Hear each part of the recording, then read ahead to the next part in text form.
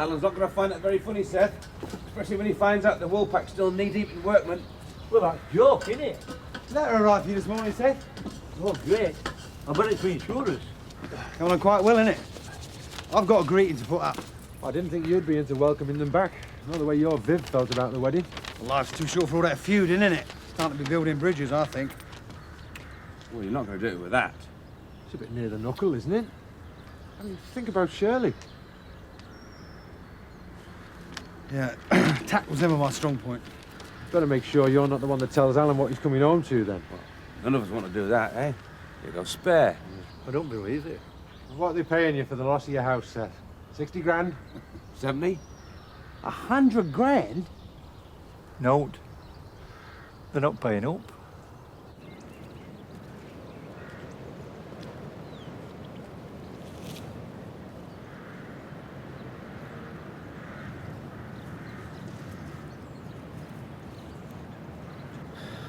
I'll get him, Mum. I promise.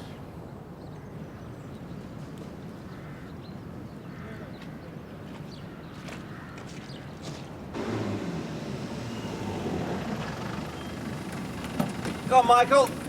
Look when you're late for work. Sorry. Wanted to visit Mum's grave. Hey, Eric's planning a memorial bench for her. Nice thought. We don't want anything from him. If it weren't for him, she'd still be alive now.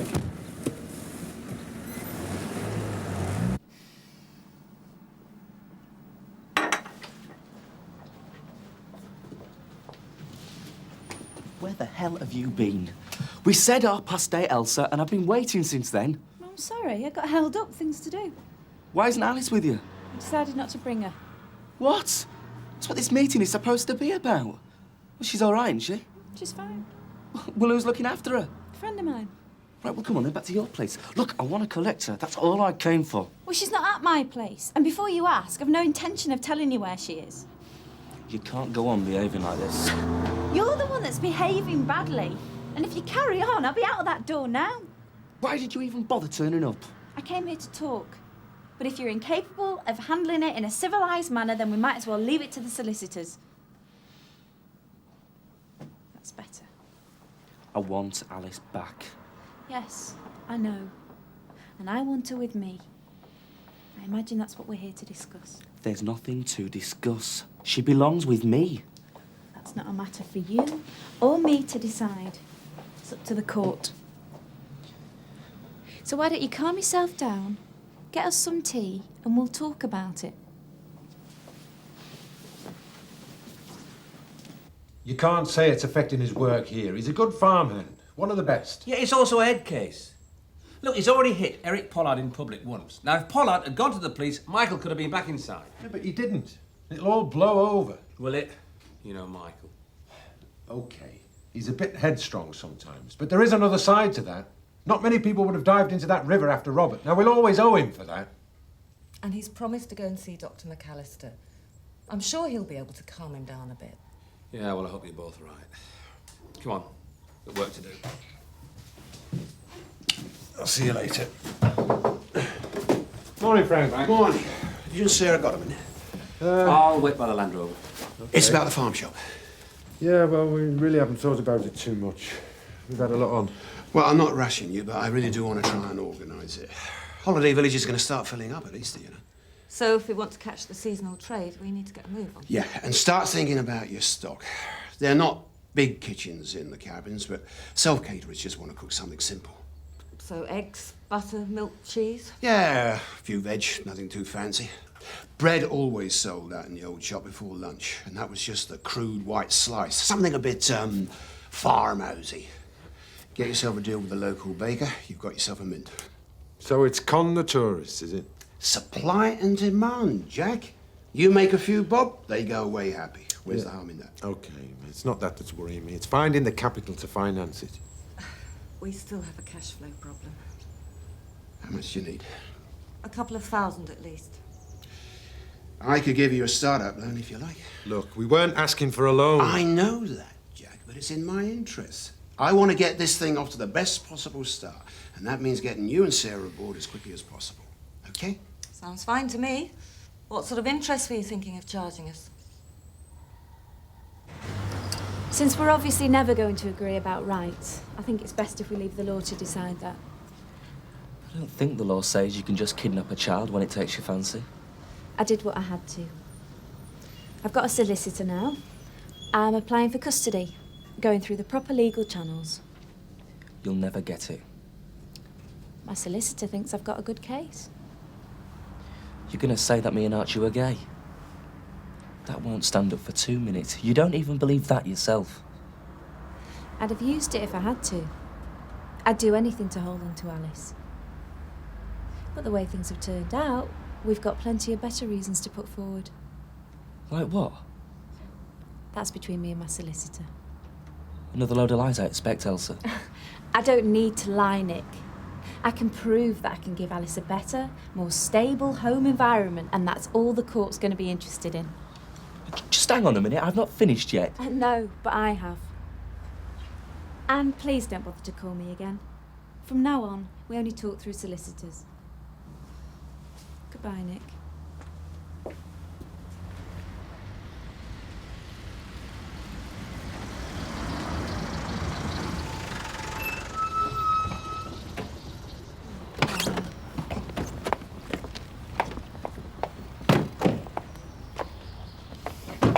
Nice welcome. Bit vulgar, isn't it? Oh, don't be such an old stick in the mud. Give me this one. Thank you. Bye. Welcome back. Oh, thanks. Good honeymoon? I bet you didn't get out of the hotel room much. Well, we did a fair bit of sightseeing, didn't we? Oh, good to get home for the rest of it. Yeah, it was an early flight, so, you know, if you'll excuse us. Oh, no. Don't go in there. Why ever not? Tell him, Joe. Well, the thing is, Alan, what you've got to do is carry the bride over the threshold, haven't you? What? Yeah, come on. It's traditional. Oh. Don't you like keeping up old traditions? Well, yes, but Oh, I mean... it's a lovely idea, Alan. Will one of you take a picture? Sure. It'll finish the roll-off just nice. I'm not too sure about this, Shane. Oh, nonsense. You never know, we might get the picture in the Courier. I mean, we could do with the publicity when the pub reopens. Alan, come on. Actually, while you're doing that, Alan, there is something that we ought to mention. What? Well, I know you expected all the work to be finished, so you could open the pub No, again just when you take the got back. photo. will you?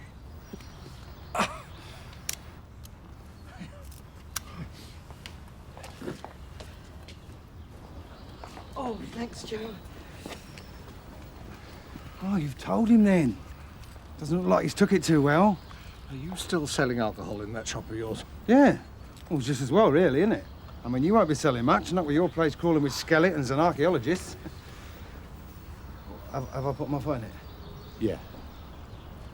Look, Alan, come back to Emmerdale, sit down with a nice cup of tea and we'll tell you all about it. Come on. Can I have a word, Shirley? I might be able to get back in his good books. Why should they listen to her, Kathy? She walked out on her own daughter. It's the future they're going to be concerned with, not the past. What, you're saying that I can't look after Alice as well as Elsa can? No, but she's going to try and make it look like that, she and that solicitor of hers. There could be a lot of mudslinging. I've done nothing wrong. Yeah, they'll probably make a lot out of the fact you haven't got anywhere permanent to live now Demdike's gone. You know, you have just got out of hospital. What are you trying to say? That was some homeless loony who can't look after his kid? Well, they might be a bit more subtle than that, but I reckon that'll be the message, yes. Oh, well, that's great, isn't it? Well, then I don't stand a chance. Oh, yes, you do, but you'll have to fight Elsa at her own game. Start slinging some mud back. I suppose so. The first thing you need is a solicitor. Go and talk to Frank. He'll know someone. He always knows someone. Bernard McAllister could see it was very old. Which is why they brought the archaeologists in. This is a nightmare. Thing is, they don't know whether the Viking died there or his skeleton was moved during the Great Museum Raid of '33. Museum raid? Well, that's what the local history society think. They've come up with all sorts of theories, dug back through the records, doomsday booked a lot. No, just a minute. Let me get this straight. You mean that all the remedial work on the pub has ceased until they've completed this archaeological dig? Definitely. They say it's a very important find. It can't be disturbed. So you'll have to negotiate with them before you can even think of reopening the Woolpack. Exciting, though, isn't it? Exciting? You any idea what this is going to cost me while the pub's closed? I've got Frank Tate and Ernie Shuttleworth and Vic Windsor all trying to steal my customers. Now I'm being sabotaged by a Viking. It's a disaster.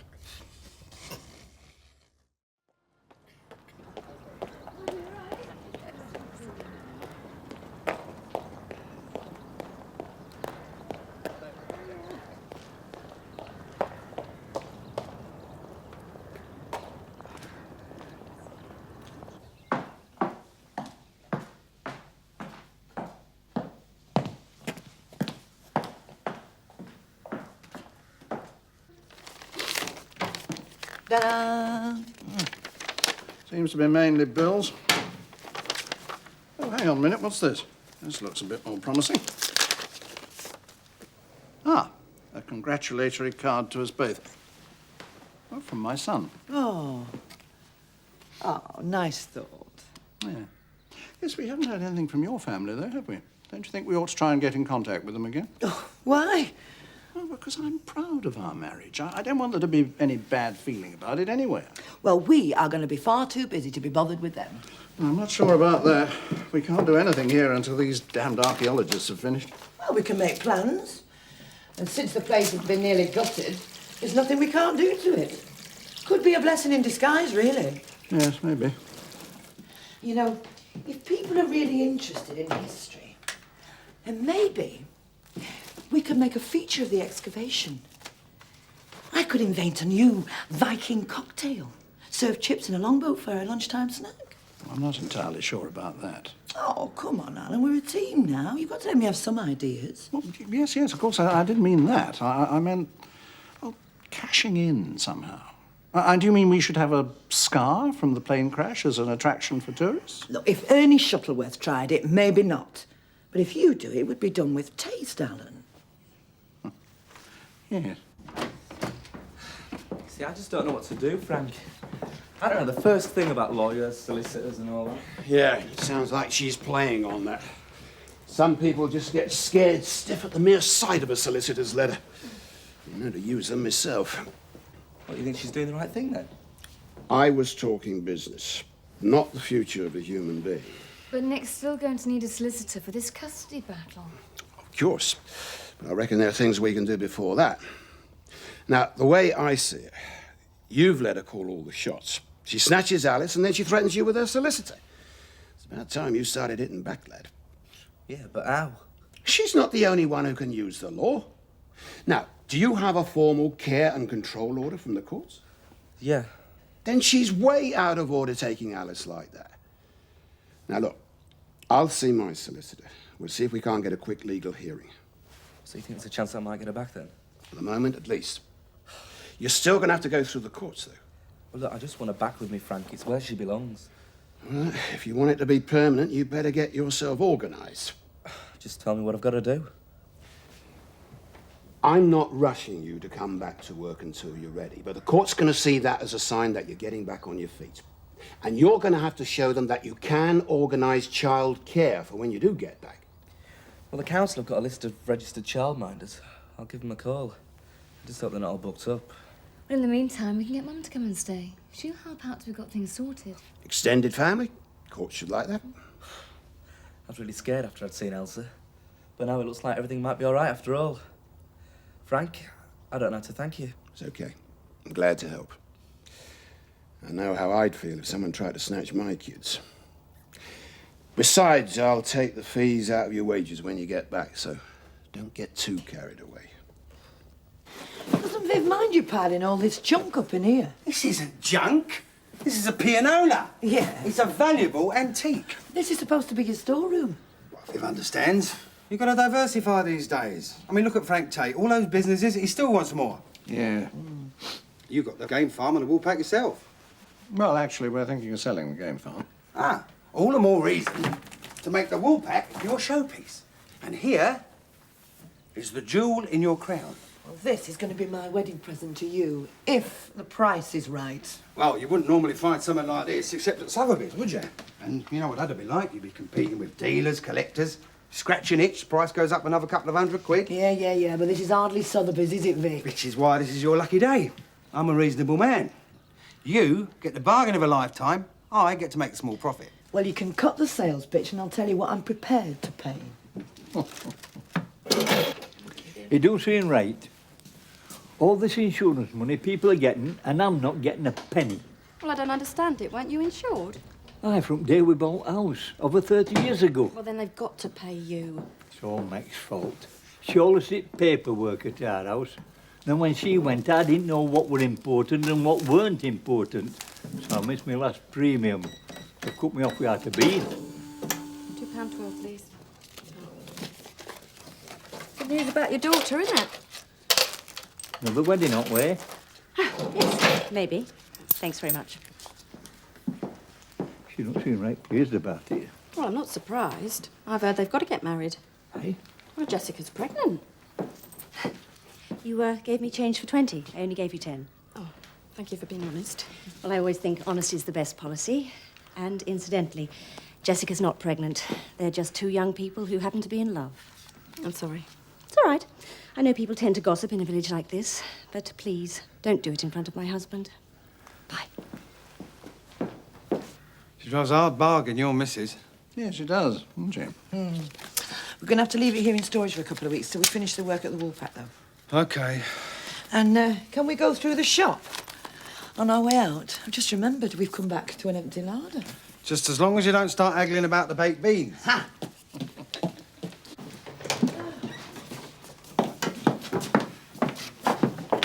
Would you serve this customer, Vic? I promised I'd go and see Sarah up at Emmerdale. And I hope you can get that stock room cleared now. I can't find anything in there. It's like a pigsty. Hope I'm not causing you any problems. Of course not. Good to see you two back home, Mr. Turner. Oh, thank you, Seth. Seth, look, we need to have a word about the game farm. You're right, dear. There's a lot of work to be done up there. Yes. Yeah, well, Seth, the thing is... Yeah. Oh, well, look, it's early days yet. We've got lots to do. We'll talk about it later. What's all that about? Well, I'm not sure, Seth, but I think it might have something to do with them selling the game farm. So I'd get that chatting quickly if I was you. Hey, are you still at that? Well, it's a long job. It's more damage than we thought. You should have finished by dinner time, and then made a start narrowing. Well, I'll get onto it when I can. Ah, it's too late now. Hardly more than an hour daylight left. Look, just get off my back, will you, Joe? I'm doing my best. Yeah, well, maybe if you concentrated on your work more, you would do. What's that supposed to mean? Come on, Michael. Everyone knows you've got a bee in your bonnet about Eric Pollard. Now, if he'd gone to the police after you hit him, you could have ended up nicked again. Yeah. Well, it's nothing to do with you, that is it, Joe? Oh, it has, if it affects your work. Believe it or not, I'm trying to help you. Oh, yeah. Now, that temper of yours has got you in a lot of trouble over the years. I thought you were trying to settle down now, make a fresh start. Well, like I said, none of your business. Okay, Michael, have it your own way. Just finish that, and then start on the harrowing. Sir. Great. Right, well, I'll see you later. Bye. Mum's coming over tonight. Oh, good. Such a weight off my mind, Kathy. You and Frank have been great the way you've helped out. Especially considering you've got enough trouble of your own. It's what families are for, isn't it? Yeah, I guess so. Sorry if there's anything I can do for you. I don't think anyone can, thanks, Nick. Oh, Kathy, I know it looks bad at the moment, but things might get better. I don't see how. Well, when you move into the new house, and Frank's had all these ramps and stuff put in, Chris will better get around for himself then. You think that'll make a difference? Oh, yeah. I mean, look, all these modern inventions that you read about. Chris will still be able to work, he can get a computer in. Well, keep him occupied. Won't help me much, though, will it? Well, no, but at least he'll not be dependent on you. You'll still have a life. I gave up any chance of that the night that plane dropped. Kathy, I I know it feels like that, It's but... always going to feel like that, Nick. I don't love him. I haven't loved him for a very long time, since long before all this happened. Well, I know things weren't going too well between you both. No, it's more than that. I was going to leave him to run off with someone else. Josh. We were having an affair. Well, it's not as if Chris hadn't given you a reason. He could be a real pig sometimes. But... Yes, not like me. Yeah, I guess that's it. I didn't go out looking for an affair. I tried to make my marriage work, even after I'd met Josh. Hey, look, Kathy, you don't need to explain yourself Don't you to me. understand? I need to talk. I've hated lying to you. The best help you can give me is just to listen, please. Now, Lynn knows, of course, but that's no help. She's the expert on affairs herself, so she can't understand why I don't just leave Chris and go to Josh. Is that what you want? I don't have that choice, Nick. I can't. You're right, Kathy, yeah. I don't understand. When I saw Chris lying under that rubble, it was like a punishment for what I'd done, for what I was planning to do. That is ridiculous. Chris, Archie, what happened wasn't a judgment from God. It was a terrible accident.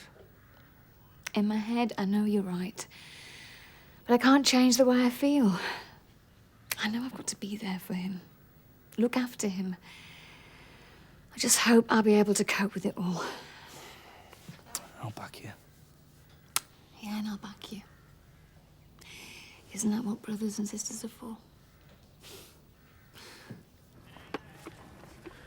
OK, kids, time to go home. It's early. Yeah, we've got ages. Mum's down at the farmhouse. She'll call us when she's ready. I don't want to go. Oh, look, don't give me any grief. I've got to get that tractor over to the top field and start the harrowing. Otherwise, he'll be on to me about that, too. Give us a ride on it. No chance. Go on, give her a ride. We'll go quietly. We won't tell Joe. Yeah, well, you'd better not. Just for a minute, all right?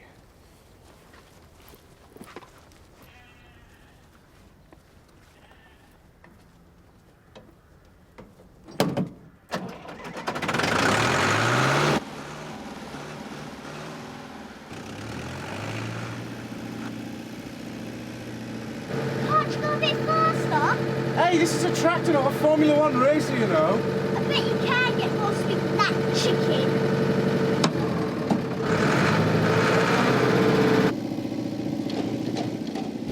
Michael, what are you doing?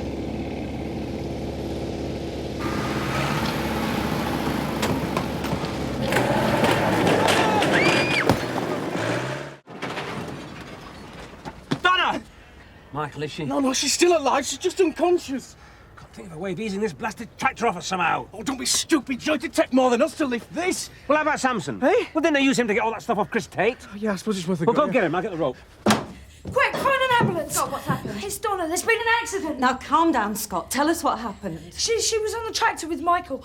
It tipped up and she's trapped. You go. I'll phone Dr. McAllister. The real danger at the moment is the risk of multi-organ failure related to treatment. Renal failure, impaired liver function. So she could die through them trying to make her better? That's not exactly how I'd have put it. But any treatment in her condition does run the element of risk. She's particularly vulnerable to secondary infections, such as septicemia. You know, I love my mother, Bernard. More than anyone in the world, maybe. But I've tried to come to terms with letting her go. And now I just don't know what to think. Excuse me a moment. Rachel, I told you not to disturb me when I was with a patient. All right, put her through. Yes, hello. Yeah, what is it? Right. Okay, I'm on my way. Yes, I'm coming straight away. That was Sarah. There's been an emergency at the farm. Is it the baby? No, Donna Winters had a tractor accident. Hurry up, Michael! The wall could go again! Come on. Not lifting enough! Come on then. A bit more keen, going. Right, hold it there. It's all right, it's all right. Look, that's what we're trying to do. Now stop screaming and help. Scott, get to the horse. You, round the front. Right, Scott, get him lifted again. Come on, Samson. Come on, boy. Come on, Samson. Get him put in. You can do it. Come No on, Samson. more. Come on. Come It's all right, on. she's free. Come on, sweetheart. Come on. Come on, sweetheart. It's right. McAllister's here. Right. Let's have a look at you, young lady. Where's it hurt? I'm really delighted with that present. That pianola is going to be a great attraction. And that's going to be just the start of it. We can have pub quizzes, karaoke nights. Oh, I'm not sure about that. Oh, come on, Alan. It's what people want. And satellite television and live football. It's the way to pack the punters in now. I was hoping for something a bit more cultural. At least some of our customers have taste. Ah, here's a customer now. We'll ask him. Seth, what do you look for in a pub? A decent pint. Well, we're conducting market research, Seth. We're trying to find a way of attracting new customers. Well, some places are selling them continental beers. 4 times price and it tastes horrible. Yeah, well, some people like them, Seth. Tourists, you don't need them. It's your regulars you should be looking after. It is supposed to be a local, isn't it? Yes, yes, of course. Right, well, low prices and long hours, that's your answer. That's always your answer, Seth. Anyway, I didn't come about Woolpack. You said you wanted a word with me about Game Farm. No time like the present. It's in a terrible mess. I made a start at tidying it up. I've done best I can. Most of the breeding stock's gone, but there is a few birds left. I didn't realise you were working while we were away. That's what you pay me for, Mr. Turner. Mine, I'm going to need a lot of help to tackle it for real. When were you hoping to start shoots again? Well, the thing is, Seth... Of course, it's going to cost a lot of money. I suppose you'll be waiting until the insurance comes through. Well, that is a consideration, Yeah, yes. I'm not getting out on my house insurance. Mixed up with premiums. It's a good job I'm still a working man. Seth, you see... Yeah. Seth, the game farm may not open again. It just isn't going to be economical. Well, what will I do? Well, when we find a buyer, perhaps the new owner would... Oh, I see. Well, I'm not trouble you any longer. You're obviously busy making your plans. Seth? It's all right, Mr. Turner. Just seems to be the way of the world. There's nobody got a place for an old bloke of my age these days. Dr. McAllister's going to take me to the hospital. Would you phone Vic? Tell him I'll see him there? Yes, of course. Right. What the hell do you think you were playing at? This is all your fault, you know. It was an accident! No, Leave come on, it, Michael. Joe. You might as well go home, Michael. We'll see you in the morning. Yeah, all right, thanks. Good night. You're not going to let him get away with this, are you? Yeah, because I don't think it was his fault. Jack, you weren't even there, and I'm saying it was. Look, it's over. And you two shouting the odds isn't going to change anything. Just thank God it wasn't worse. I'm sorry, Sarah. I want to get this sorted out. Yeah, well, that makes 2 of Well, us. don't expect me to referee. I've done that once too often. I'm going to pick Robert up. I might be able to get an adult conversation out of him. Phone Vic. Michael deserves hauling over the coals for this. He's lucky we're not sacking him. Look, I didn't know he was stupid enough to put kids in that sort of danger. If that had been Robert, well, he knows about farm machinery. But Donna hardly knows a tractor from a double-decker bus. No, don't have a go at me. I mean, I warned you Michael was heading for trouble. His mind is full of this Eric Pollard business. Yeah, you warned me. Well, that's just another reason why you should have kept your eye on him. It's down to you, Joe. Frank's solicitor really seems to be on the ball. Being able to arrange a court hearing for tomorrow like that. He's trying to make sure Elsa abides by the original court order. So she'll have to hand Alice back. Unless I blow it and say the wrong things. You'll be fine, Nick. He says it's just a matter of law. The original order stands until a new one's made, and we're going to make sure that doesn't happen. Maybe, but Elsa seems pretty confident. I just wonder what her solicitor's got up his sleeve. Oh, stop worrying, Nick.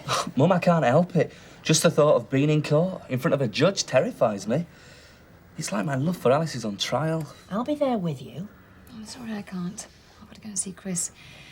I haven't seen him for a few days, and he's getting upset about it. Oh, no problem.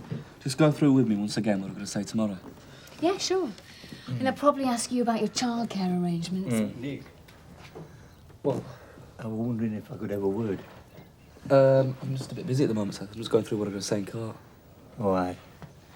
I'm sorry. Well, is it important? No, I don't suppose so. Well, not to anybody else, any road. Hello, I'm Vic Windsor. My daughter was brought in with a tractor accident. I'll check admissions for you. Oh, it's all right, I've just seen her. Just a hairline fracture. Nothing too serious. Oh, thank goodness for that.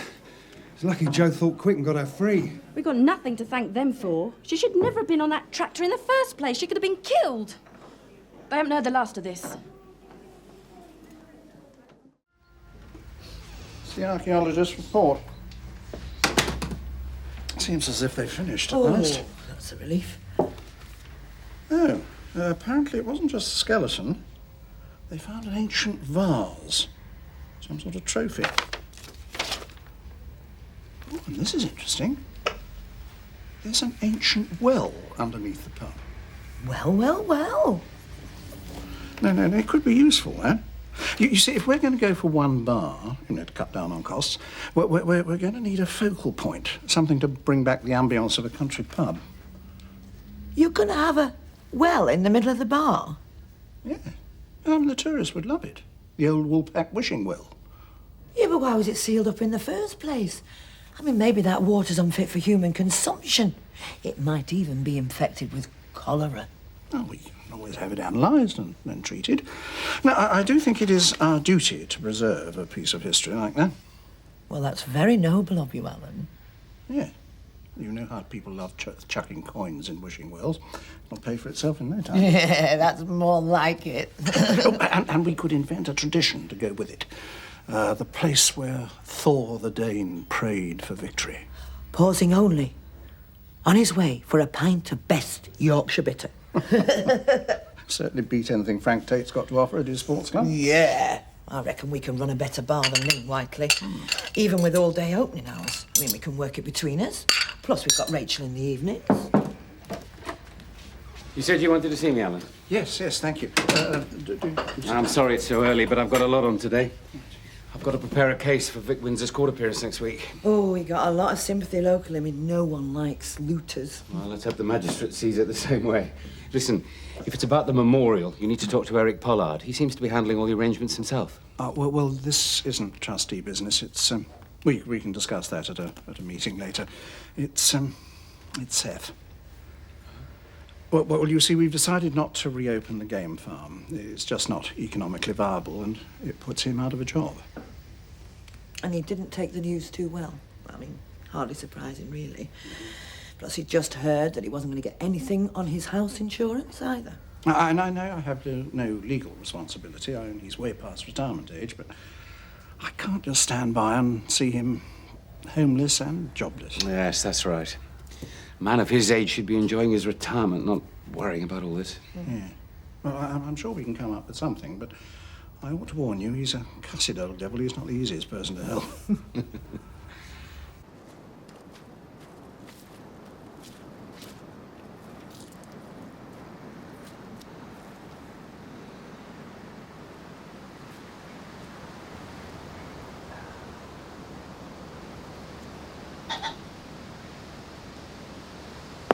Come on, fly away, you daft J-puss. Come on, you've got a fit for your son, huh? Same as me. I'm off then. You're not taking that bike, are you? You should talk to him. What about? That stupid bike. I just don't seem to be getting through. Actually, I'm more worried about Jessica at the moment. You heard what the locals are saying. Oh? What? That she's got to get married, that she's pregnant. Well, a lot of people around here don't seem to have anything better to do than gossip. Anyway, you don't believe that tittle-tattle, do you? No, of course not. You don't think there's anything to it, then? Well, they did spring it on us rather suddenly, didn't they? Well, if you're worried about it, ask Jessica. Well, no, I don't want her to think that I don't trust her. She's got a whole life ahead of her. I mean, if she is pregnant... Now, I'm not saying she is, but if she was, Well, I'd hoped that she'd come to us. Bernard, you take life and death decisions in your stride. You've often told me being a GP is 30% physician, 70% psychiatrist. You deal with your patients' emotional problems every day. But when it comes to your own daughter, you're a complete shambles. I know. I just can't help it. I just love her so much. Emotional involvement.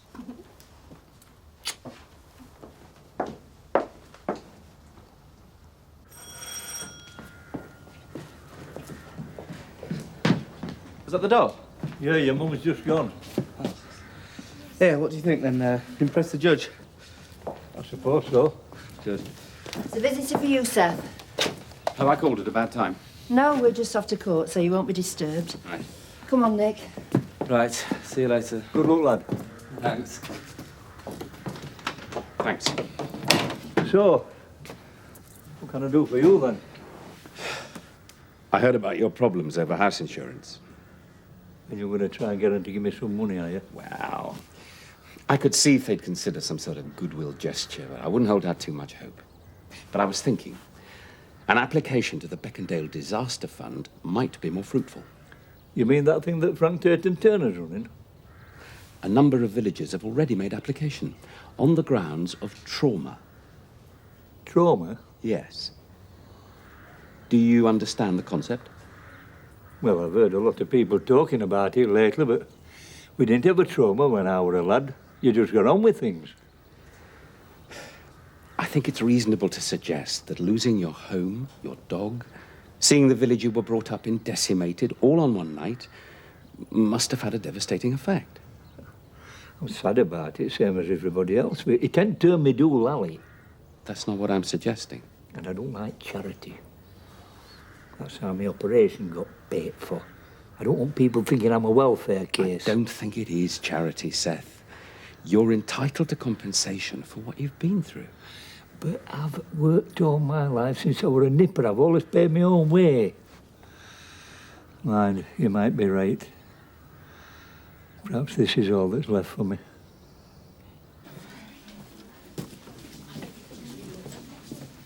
How's your sister? Oh, she'll be all right. My mum's still in a state about it, though.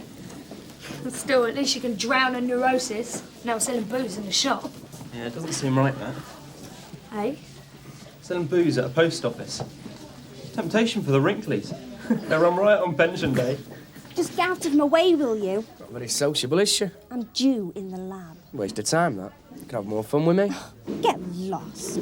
Best suggestion I've heard in ages. You stay out with this, McAllister. Leave him. You'll regret that.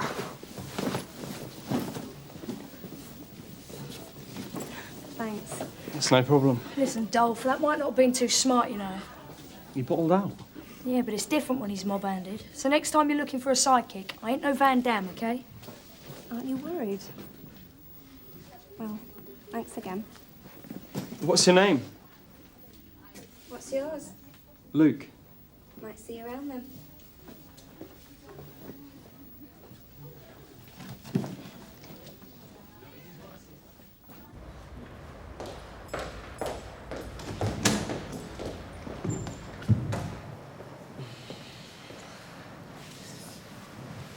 Is there a problem? Has the case been postponed? No. The judge wants to see us in his chambers. First, for an informal chat. Oh, do you want me to come with you? I wish you could, Mum, but he just wants to see me and Elsa. Not even solicitors. Oh, I see. I don't know what to say to the judge. I'm bound to mess it up. I'll bet Elsa and her solicitors got it all off pat. Listen, Nick, you just be yourself. Anyone can see how much you love Alice. And that's what this is supposed to be about, isn't it? Yeah. Better hurry up then. He mustn't keep his honour waiting.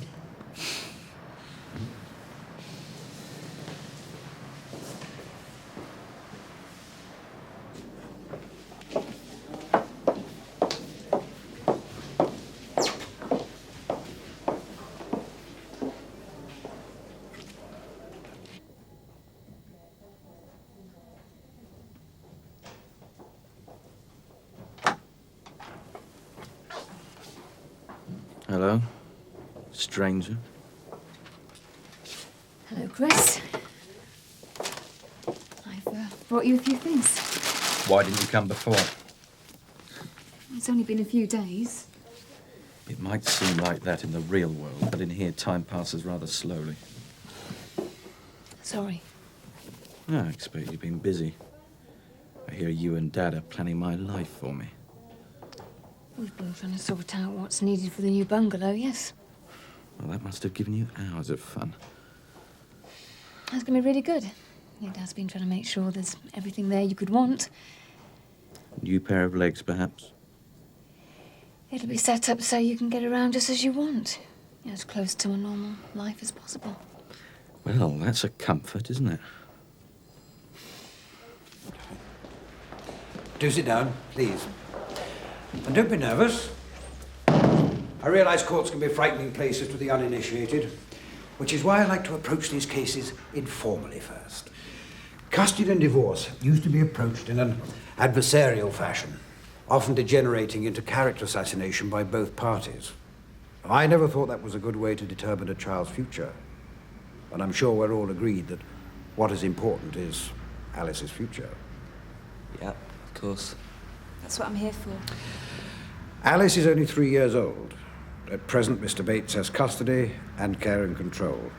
But we need to sort out access for Miss Feldman. We all agree on that, don't we? Yeah, absolutely. The custody and/or care and control position may change at some point in the future, as I'm sure you've discussed with your solicitors. But there's something else I'd like you to consider.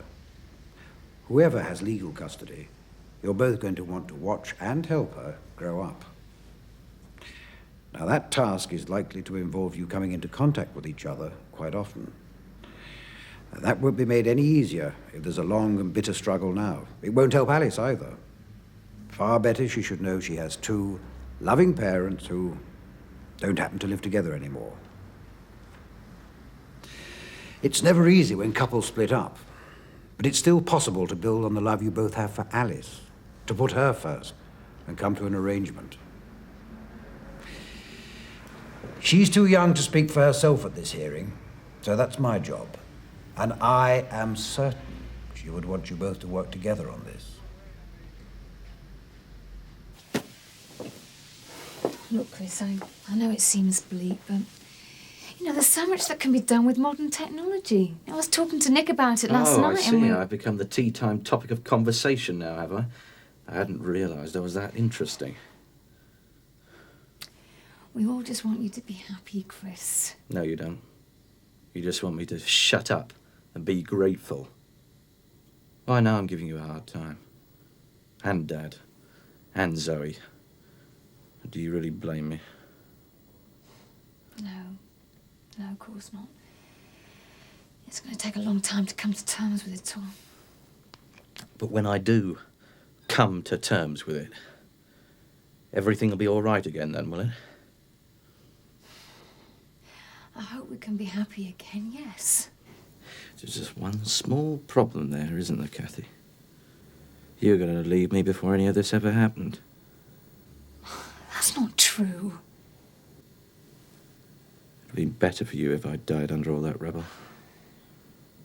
Well, if it's any consolation, it would have been better for me, too. Don't say that. Why not? We might as well face up to the facts.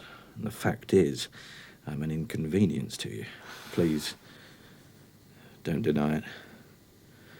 I may have lost the use of my legs, but my brain still functions perfectly. I know the score. It's not like that, Chris. We all love you. Don't lie to me. I am not lying. Why do you think I'm here? But you're not here, really, are you? I mean, yeah, you're standing by my bedside. But your mind's not here. Your heart's not here. No, you're just like some clockwork Florence Nightingale going through the motions of caring. Well, that's just not good enough. I want all of you, or nothing at all.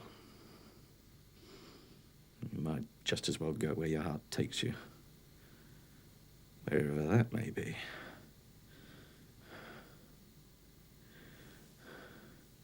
Do you understand what I'm saying? I'm giving you the chance to leave me. Well, you heard me. Go! String your hook! Just get out of here!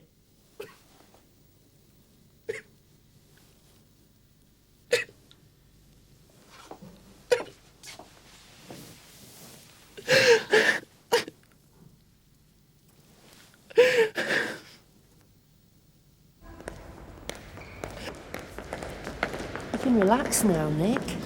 I won't do that till I've got Alice back home. Oh, even Elsa wouldn't defy a court order. It's the law. Didn't stop her last time, did it?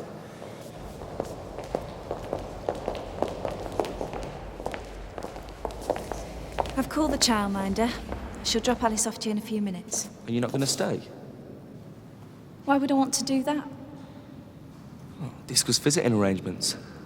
I thought we might all go for some tea together, you know, try and make it a bit more friendly. You can discuss arrangements with my solicitor.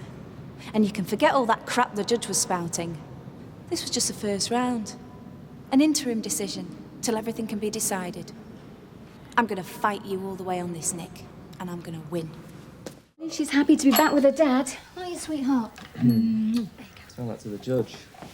You've given up everything for her. That's in the past, though. It's the future the judgment's based on. And Elsa's got a permanent home. We've got to sell this place. Chris will need a specially fitted bungalow. Are you going to be able to cope? I'm more worried about you. Where are you going to live? Oh, there's always Seth's den. Elsa would be chuffed to hear that, wouldn't she? If there's any justice. Yeah. Chris wouldn't be in a wheelchair. You'd be with Josh, and Archie'd still be alive. We're not talking about justice, Kathy. We're dealing with the law. Can't get it straight. Should bring the office flooding in, Seth. No, look, it's all ruffled up here. Now get it up as high as you can. Now mind the baskets, for heaven's sake. Now try and get it clear of them. That's better. Stay as high as it'll go. So you reckon she's got a chance? People have come out of comas before. Why not Ma? At least she's tough. Yeah, I suppose. You're probably right. It'll all come good. We're even going to win this year's ploughing competition. Didn't know it entered. Well, we haven't yet, but we will today. When's the deadline? Well, it'll be a late entry. Well, it will look good, that trophy in the Heritage Farm, won't it? Jack, I hate to sound overcautious, but isn't it an idea to enter the competition first before doing the lap of honour? Time out, boys. Room service. We could have come in for this. I'm pregnant, not helpless. Here. I'm going into the village later. Anything you want? Well, I'll give you a lift. I've got to go into Houghton to make sure we're at least in the heats for the ploughing championships. Well, what about this lot? We can't miss the deadline, Jack. Besides which, I want to see how Donna Windsor is. Poor kid's got a fracture. Minor fracture? All right, minor fracture. Doesn't stop me popping in to see how she is, does it? No, you're right. Probably pays to keep in with the Windsors, for the time being, at least. Can you credit it, eh? What? What? Well, for a split second there, I thought the milk of human kindness was suddenly flowing free. Eh? Sarah thought you were beginning to think about people. You know, instead of... Oh, forget it. What's up with you two? Well, don't look too happy, whatever you do. Do you want to talk about it? Look, why do people always say that? It's so stupid. If I wanted to talk about it, I would, wouldn't I? We haven't said you can't see, Daddy. Ah, that's really big of you. It really is.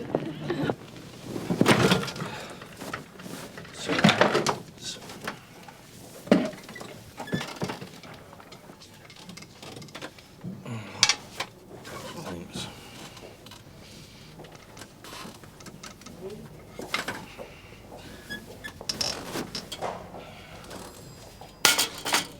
Josh was a mistake. If he'd really loved me, he'd have stuck around. Can I smell freshly made? Yes, I can. Someone sounds happy? I'm always happy when I'm getting down to business. I've been playing around with some figures. That purpose-built bungalow for Chris. But we've got a £100,000 mortgage on Mill Cottage. And once that's sold, it's going to cost another $75,000. I've got to get going.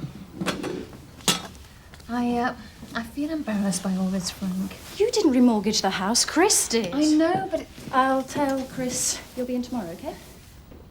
fine. Drive carefully. It's like starting again, Kathy, for Christopher more than anyone. He's going to need our help and support like never before. And he'll get it. And so will you. Whatever you need. Well, at the moment, I could do with some advice. I suppose it's Nick, really. Custody.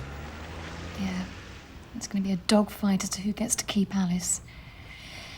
Elsa's got herself a lawyer, and Nick's in a bit of a state about it.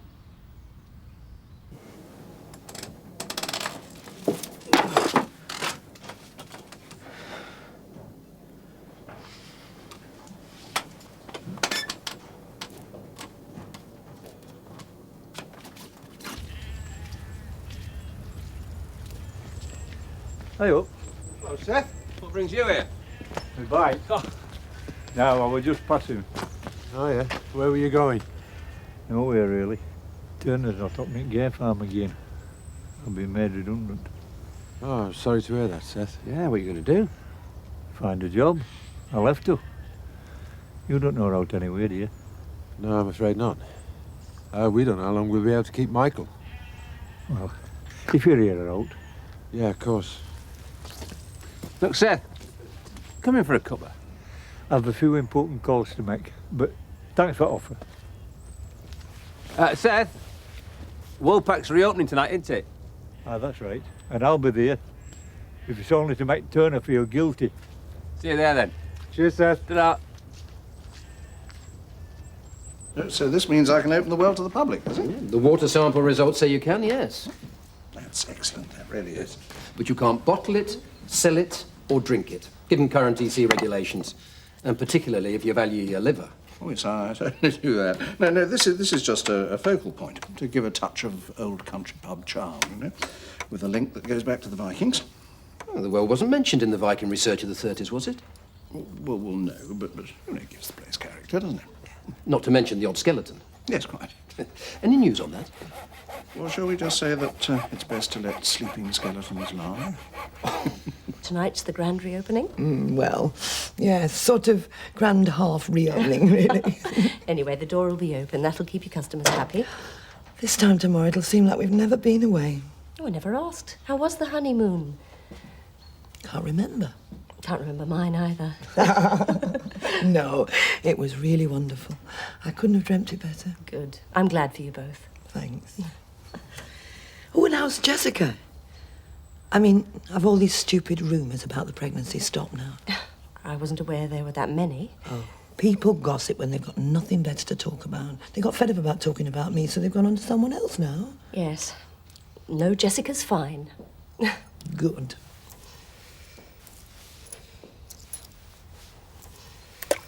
First of many, no doubt. I'd make a wish. I already have. Well, I better be getting back. Evening surgery. Thanks, Bernard, and I appreciate this, I really do. No, it's a pleasure. Darling, duty calls. Yes, me too. Bye-bye. Bye. Bye-bye. Bye. Oh, call in this evening if you can. Imagine coins being tossed into our wishing well. It's a publican's dream. People throwing money away. Exactly. What did you talk to Shirley about? Rumours. Or should I say rumour? What rumour? When you threw that coin into the well, what did you wish?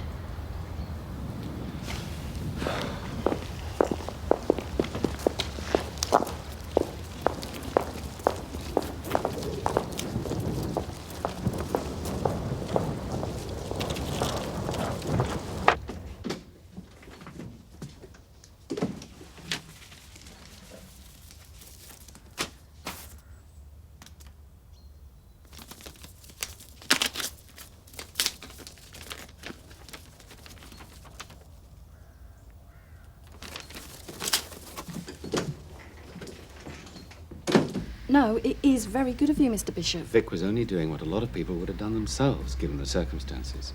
I sympathise with him. That's why I want to represent him personally. Vic's in very good hands. Dermot's nobody's fool, are you? I'm desperately trying to blush here, but I'm not quite getting there. What about these? Are they still selling? Yeah, quite well. You've had a rough time of it lately. Not with Vic, now Donna. Is she okay? Well, she's on the mend. It's the shop more than anything. Joe Sugden's an idiot. Fancy letting a child get on board a tractor. Do you think I'm right to be upset about it? Oh, why not? It's an industrial machine. There's safety codes, aren't there, Dermot? Of course. And he ignored them, which resulted in Donna's accident. That's negligence. I bet it is in law, too. Well, yes. I mean, I know it sounds a bit extreme, but yes, it is. If it was my kid, I wouldn't let it drop. Sue him. You can't lose. Do you think he could have anticipated it? A young girl on a tractor. I could have anticipated trouble. If you were me, would you take it further? Well, it's not as personal as it seems, unless negligence was proved. It'll more than likely get sorted out between the insurance companies anyway. There you go. It won't cost Joe anything. What are you waiting for? Sue him. I miss Danny, that's all. Well, that's the way it is sometimes. Not much help, I know. Yeah. I know it's stupid, but your father thinks you're depressed because he thinks you're pregnant. Now, I know you're not. It's him, not me. What's up with him? The whole of the village seems to think you are as well. And how would they know? Did they see it happen or something? He's been trying to broach the subject for days, but can't pluck up the courage. And he thinks that's why I got engaged? He's always going on about condoms. Does he think I couldn't take a hint? I have a good mind to... just for a couple of days. Oh, Jess, that's really cruel. I know.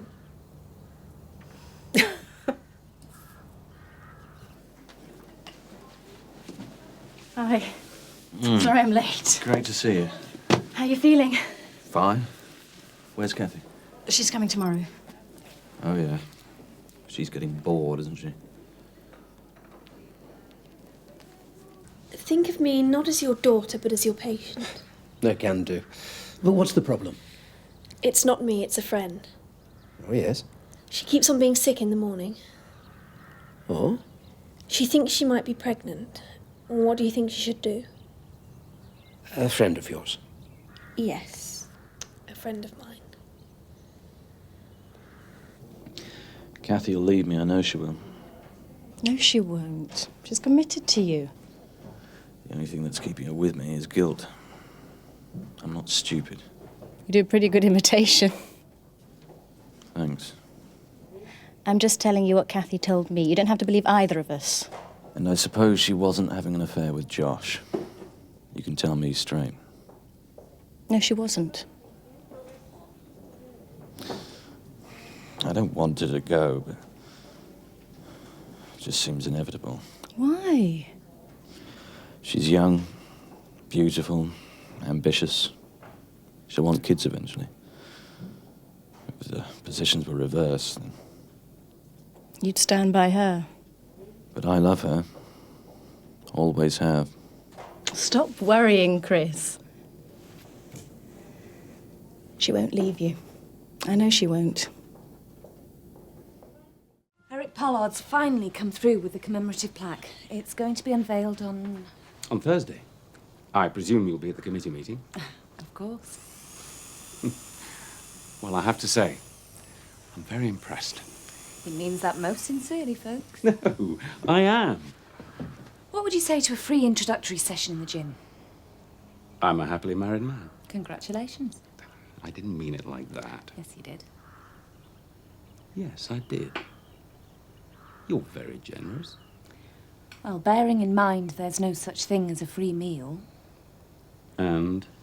My house was insured and all that, but could I claim for the trauma to my son and myself? You certainly could, Lynn. I mean, you've suffered, we all know that. Particularly through your traumatic experience with that journalist. Perhaps you could try suing his newspaper. Anybody home? Seth, what are you doing here? Well, I'm a gentleman of leisure, so I thought I'd make the most of it before I start my new job. When's that? That's all down to the job. But what is the job? I don't know, I ain't found one yet. I wonder if there might be something I could do around here. Here? I can't see you leading a women's aerobic group, Seth. You're a bit too butch. Eh? Tell you what, there is a job going for a man. You tell me what to do and I'll do it. We need a bouncer. Get yourself a tuxedo and a knuckle duster. Start Monday. Seth, I didn't mean it. It was just a joke. I'm sorry. Really, I'm sorry.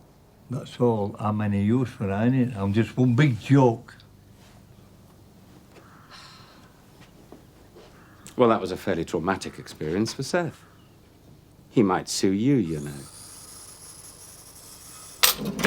Joe Sugden should never have let her anywhere near a tractor.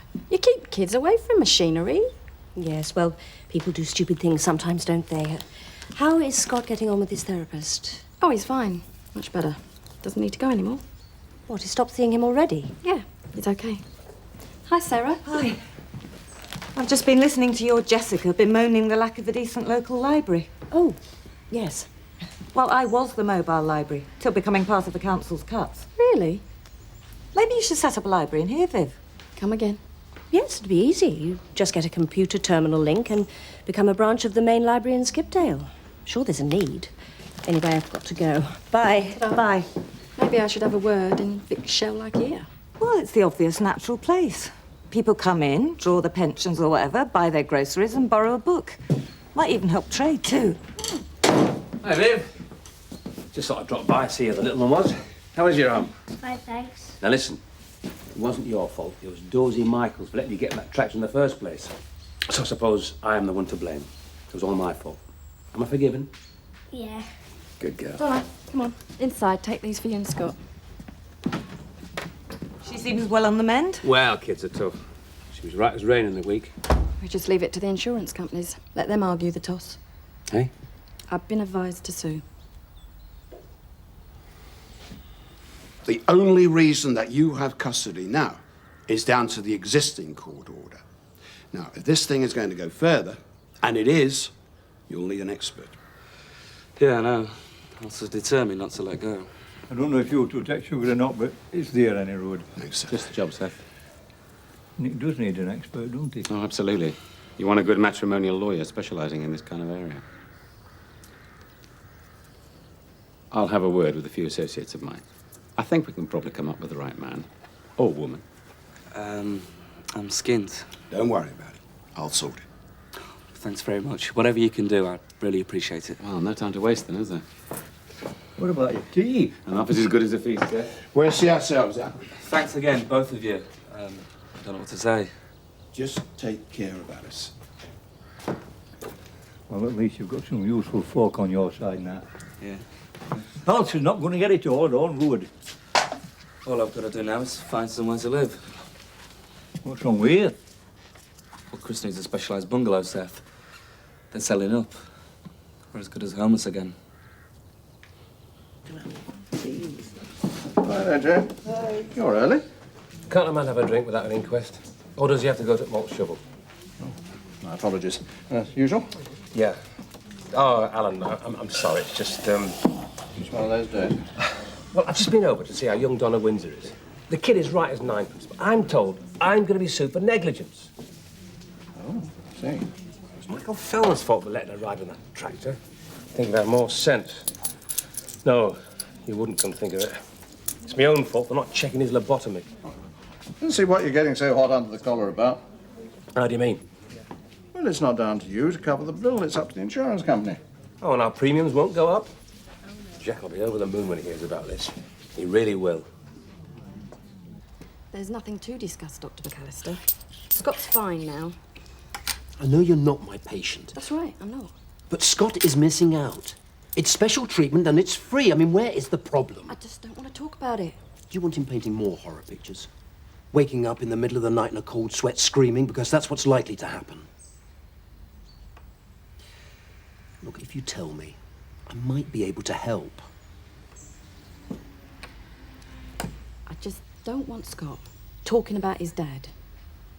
There's a few things we keep buried, and I just don't want this therapist digging them up and Scott blabbing. I mean, amongst other things, Vic's his stepdad. It's not a secret. We just don't broadcast it. I see. Do you want to talk? Well, like you said, I'm not your patient. And on top of all this, Michael Fellman decides to try and break Donna Windsor in two. I mean, if that horse hadn't been there, It would have been a lot worse. stop being so logical, Jack. I need to blame someone. Samson saves the day. Again, what a celebrity. We'll be getting the blame and we'll be paying the bills. The health and safety executive will definitely come out against us, which means we won't get the insurance on Donna and we won't get paid out on the tractor because she was on it. We'll have to settle out of court then. Mind you, if they apply for a lawyer on that, what is it, no win, no pay situation, we're sunk. I can't believe this is happening. Last week we ate with the Windsors. Now we're going to be facing them across a courtroom. Well, you should have ate here then. Look, we can't afford to settle out of court, and we can't afford to go in court. I have to go round and try talking to him. Well, I wouldn't know where to start. Well, for a start, say it was a nice meal. Think of something, Jack, otherwise we're finished. The way Chris is talking, he's going to need more support than just a fitted bungalow. Anyone in his situation would be the same. Well, there's 3 of us to share the burden. I've got to do the best I can for him. It's as simple as that. And we're all going to help. Right, I'm just sitting to the loo. Yeah, Frank, it's my road. I don't know about Chris, but she really surprises me. Had it been for the accident, she'd have left him at Christmas.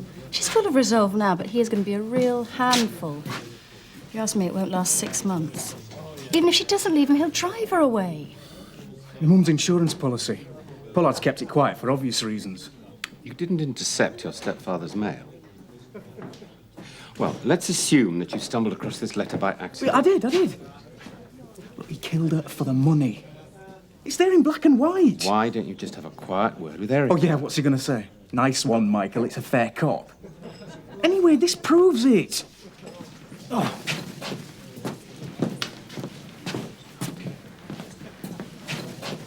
Thought you'd have had more sense, Doctor. Yeah, well, so did I. That's the second one today. Well, you'd be better off wasting your money in the sports club. You might be right. Healthy body and all of that, eh? There you go. Thanks. Cheers, love. Spying on the opposition, are we, Lynn? It's a nice feature. The whole place will look a lot better when it's finished. Praise indeed. She's just trying it on. And she knows you know she's just trying it on. Yes, Frank? 2 white wines and tonic water on, please. Poor old Joe. What about him? Well, Viv Windsor is suing him for Donna's accident. Who can blame her? I'm glad you see it like that. Well, we give the insurance companies enough money. It's time we got some back. Exactly. We wanted to sue the Woolpack for Chris's injuries, but Dermot tells me you're in the clear. What's the damage?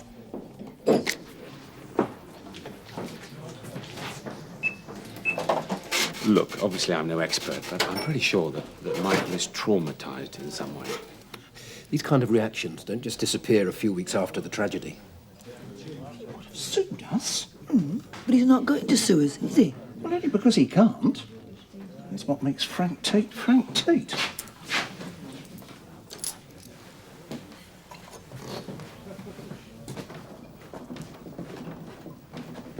Is she asleep? Oh. Cheers. Come on, Seth. Something will turn up. Not at my age, you wouldn't.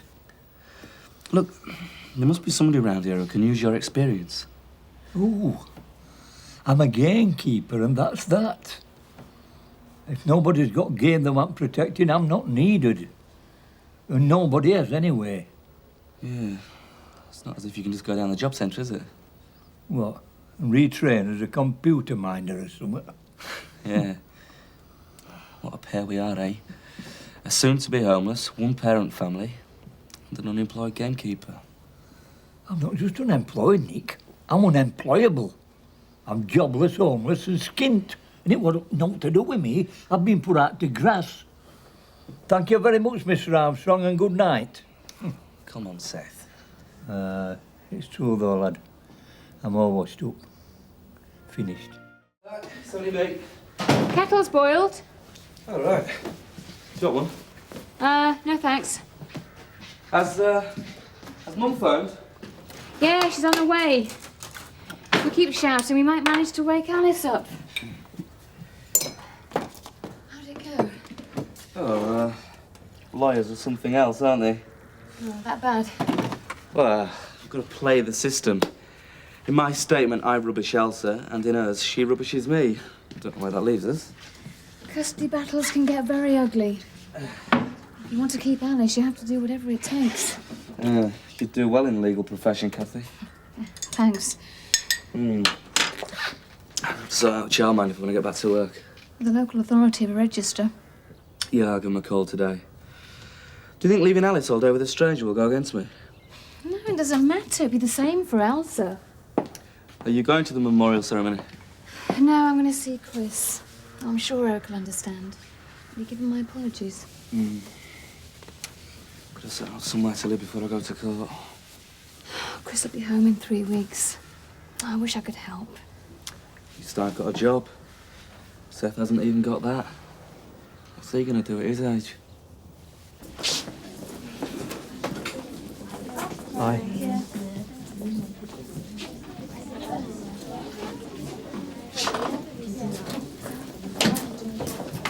Emma Hassel from Glen. Hi, where are you going? Maths.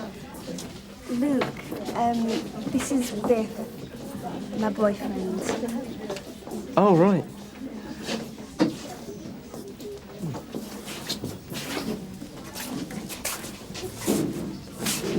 I'll keep saying this till I'm blue in the face.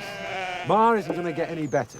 Well, whatever happens, I am not going to preside over another brotherly row, OK? Yeah, all right. Let's get practical. What are we going to do about the cottage and Leonard's belongings? Sarah, we can't do anything till Ma recovers. Well, what if she doesn't? Bills have come in for them already and there'll be more. Well, we pay him. What with? Leonard's money. Well, do we have the right to touch his money? Well, we do for paying his bills. It's nothing like robbing the dead, is there? Even if we decide that's what we're going to do, and we haven't, how do we do it? Well, he must have a bank account. So we've got to see him. Besides which, Ma's outlived Leonard, so the money presumably goes to her. I think it's best not to presume anything where the promise of money's concerned. Well, what about his cars? He's got one here, one over in Spain. Again, they'll probably go to Ma. Inheriting 2 cars. That'll be ironic. Why? Well, you're not getting replacement value for yours, only market value. Yeah. Thanks very much. Me out of pocket. Well, blame the insurance company, not me. Leonard's estate will be liable for his bills, but we need legal control to pay them. It might all depend on how long Annie lives. Ma is going to recover. We could be having this conversation every week for the next 5 years, and Ma would still be in the same condition. Jack, she's going to get better. I just know she is.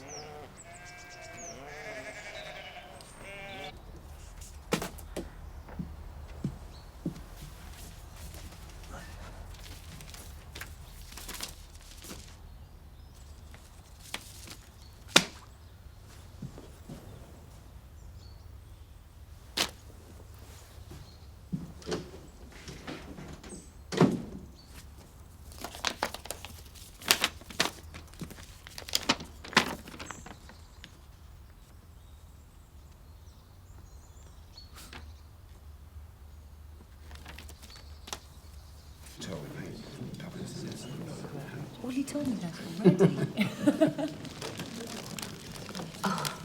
Happy anniversary. They're wonderful.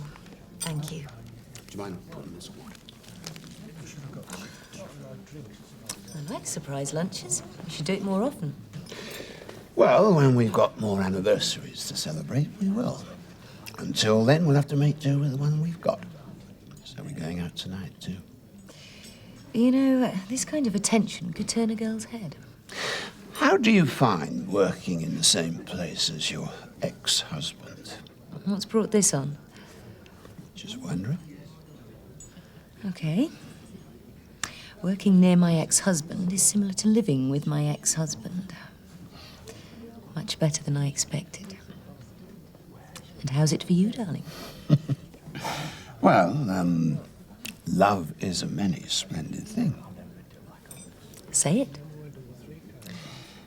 Kim, I'm not getting any younger. Who is? And I'd still like to have a couple of kids before subsiding into my rocking chair. But if that's not what you want, it's okay. I want you before anything. I want us. Kids would just be a bonus. Just being back together again's a bit of a surprise. Oh, a pleasant one. And yeah, my biological clock's ticking too. And the idea of trying for a baby again doesn't completely repel me. But can we just, you know... Fine. Fine. You're okay? Yes, I am. I'm okay. You okay? Yeah, I'm okay. That's okay, then. So, what do we do now? Get married?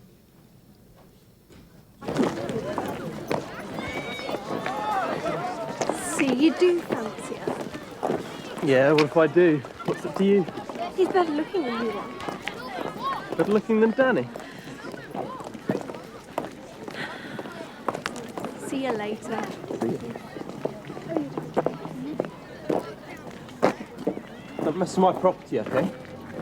Don't mess with mine. Dolores? Everything all right, Jessica? Yeah, fine. Listen, I was thinking I better put Dad out of his misery soon. He'll have a heart attack otherwise. Yes. What's Luke doing with Brian Fowler? Oh, I think Luke thinks he's getting a bit close to his bike. That boy's trouble. I better tell him to steer clear. Your mum looks worried. Hello, Luke. What do you want? To keep you out of trouble. Thanks, Mum.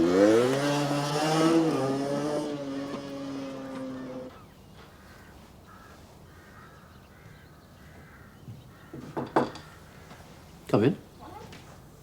Rachel said you wanted to see me. Oh, yes. Michael, would you sit down? Well, how are things? Well, Mum's dead, apart from that, great. Sorry. Really, I was just wondering how you were managing to cope. You know, it's important not to keep things bottled up. In fact, I've recommended to some people in the village that they seek professional help. You'd think I'm nuts or something. No, I don't think you're nuts. I do think you are suffering from stress, though. It affects some people later than others. And some of your recent actions haven't passed without comment. Donna, you mean? I was really thinking about your behaviour towards your stepfather. Well, yeah, it's true. I do have a problem in that area. Well, recognising that fact is the first positive step. Yeah, but it's not that easy. You see, the problem is Eric Pollard's murdered my mum, and I don't really see what good a counsel will do on that score. Unless he's got a gun I can borrow. 14p changed, huh?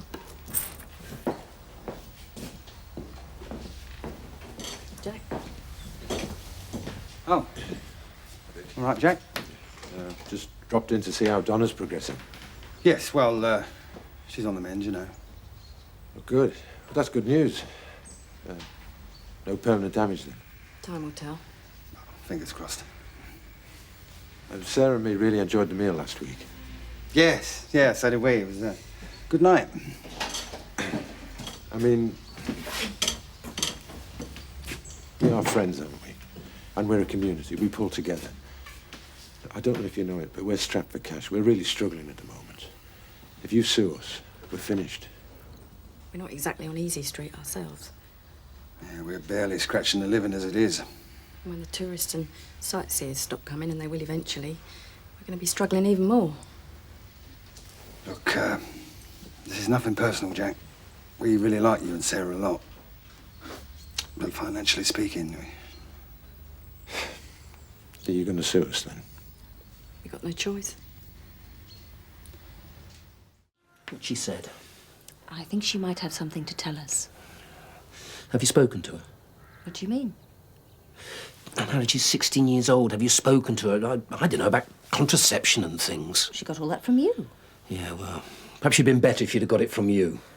Oh, so it's my fault? Of course. Why didn't I think of that? I can always blame my unhappy childhood on my parents arguing all the time. Jess, what is it? What's what? Your news. Oh, that. Yes, that. Well, whatever it is, we'll support you to the hilt, won't we, darling? Well, yes, of course we will. I'm glad we're being so civilised about this, as it all could have turned out rather ugly. Well, 2 pregnancy test kits can't be wrong, I hope. It's definite. I'm definitely not pregnant. You're not pregnant? Well, that's wonderful. Cheers, Dad. Then why all the rush to get engaged? Love. Call me old-fashioned.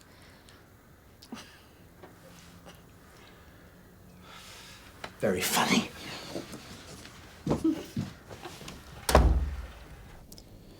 Can't wait to get out of here.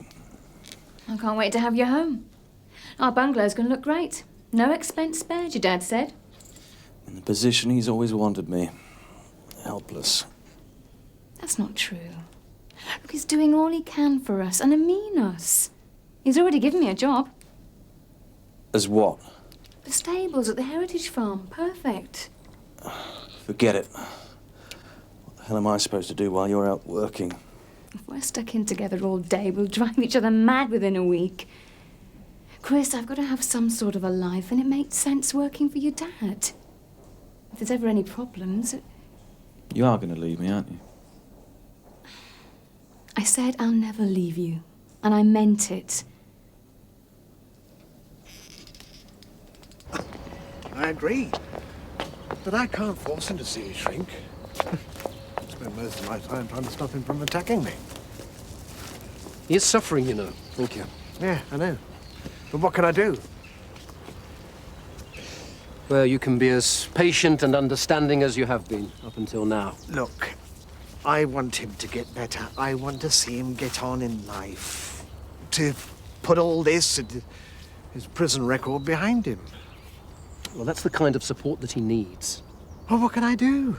I'm already giving half his mother's insurance money to him and his sister. Does he know that? Well, of course.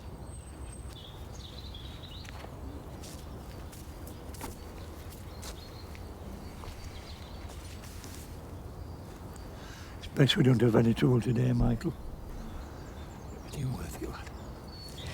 I hear you're having to sell Mill Cottage. I don't have to sell anything. Christopher needs a specially built bungalow, so there's no point in keeping the... I might be interested. Well, it's going on the market for 185. 140. Cash now. Say viewers, bidders, buyers pulling out. We can't move Christopher until the bungalow's finished. We're in no hurry. The offer's good for 24 hours only.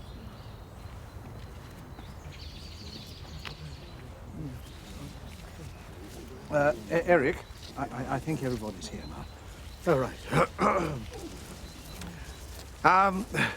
Ladies and gentlemen, first of all, may I say thank you for being here today. This plaque and bench are meant as a symbolic tribute to those deceased, and also as a memorial. Although those from the village will never be forgotten in our hearts. If you'll permit the indulgence, perhaps a moment's silent reflection would be appropriate.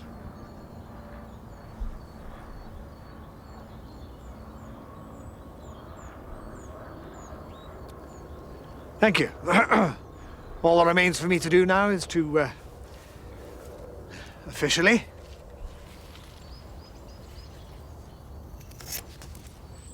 and formally make this bench available to the public to sit on. Photographer's here. Why doesn't everyone just gather around the bench? Yeah, let's have a few sitting. Look, but keep the plaque clear. I didn't do this for the publicity. We all know that, but it'll help to boost funds, won't it? I'm sorry, What's no. up, Eric? Camera shy? Well, I am a bit. It's just not my style, that's all.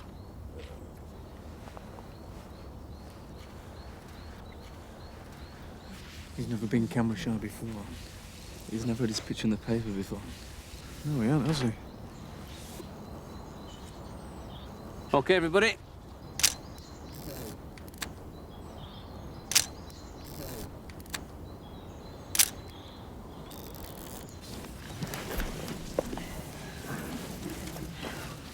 I'd just like to add my personal thanks to the bench, Eric. It's a nice, thoughtful gesture. Well, thank you. You're very kind.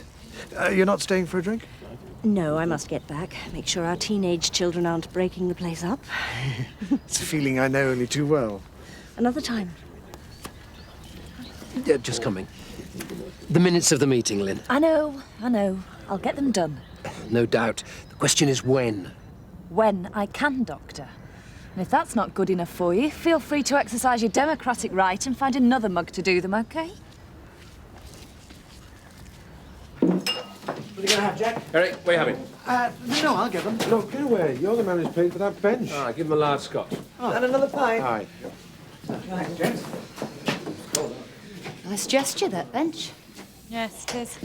Shying away from free publicity, too. Shortcut to bankruptcy, I'd say. It's his privilege, I suppose. It'll be a good atmosphere in here. Yeah. Once Turner gets this place fully opened, we're going to have a bit of a fight on our hands. Yeah, what with these Viking artefacts. And that well's a real bonus. Tourists will love it. I bet he's planning a gala opening night, too. That's your department. Sorted. Well, the night of the Woolpack Gala, I'll book a cabaret act at the sports club. Something spectacular. He'll be throwing coins into his own well and wishing he was somewhere else. Have you seen the faces on Frank Tate and Lynn Whiteley? Getting worried, are they? They can't beat the atmosphere of a country pub with a few novelties thrown in, and they know it. Yeah, but does Frank Tate strike you as the sort to take defeat lying down? Me neither.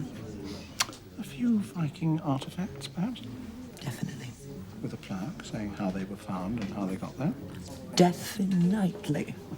I'm beginning to enjoy them. Oh, and that even more.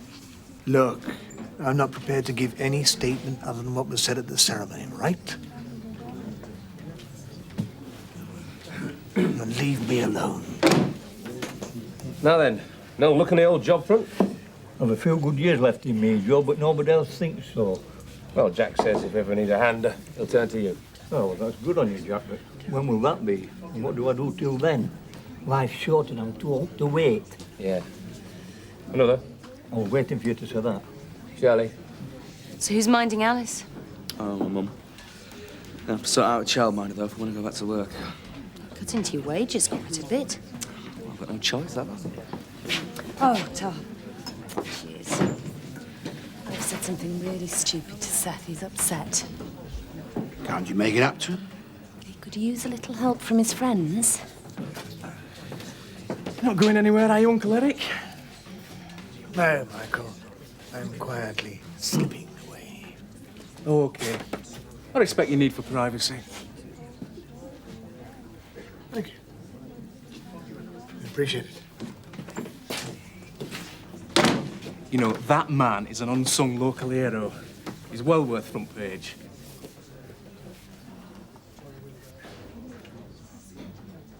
Everywhere I go in school it's, here's your mum, here's your mum. What are you doing knocking around with the likes of Brian Fowler? He's trouble. What trouble? I didn't see any. That boy has a well-deserved reputation. I'm 17. I don't need to be bottle-fed anymore. Where are you going? Out. Well done, Mum. Really put your foot down there. Yeah. Very public-spirited, that bench. Eric. Very impressed we were. Purely a political gesture. The best ones always are. Still, time presses on and we have some business to discuss. I can pay you back every single penny. Now, that's what we like to hear. There is a slight problem. But as soon as the inquest on my wife is over, the insurance company will pay out. And then you'll pay us. Absolutely. I understand. You cannot be held responsible for delays in probate, can you? Of course, Eric. It's okay. Thank you. I appreciate it.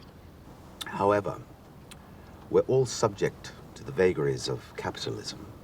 A loss of interest, inconvenience, et al. So now we're having to apply late payment charges to the final bill. Rather like the credit companies. If that's agreeable. Splendid. Well, next time we meet, we shall conclude this business. Because if it isn't, the next plane shall land on you.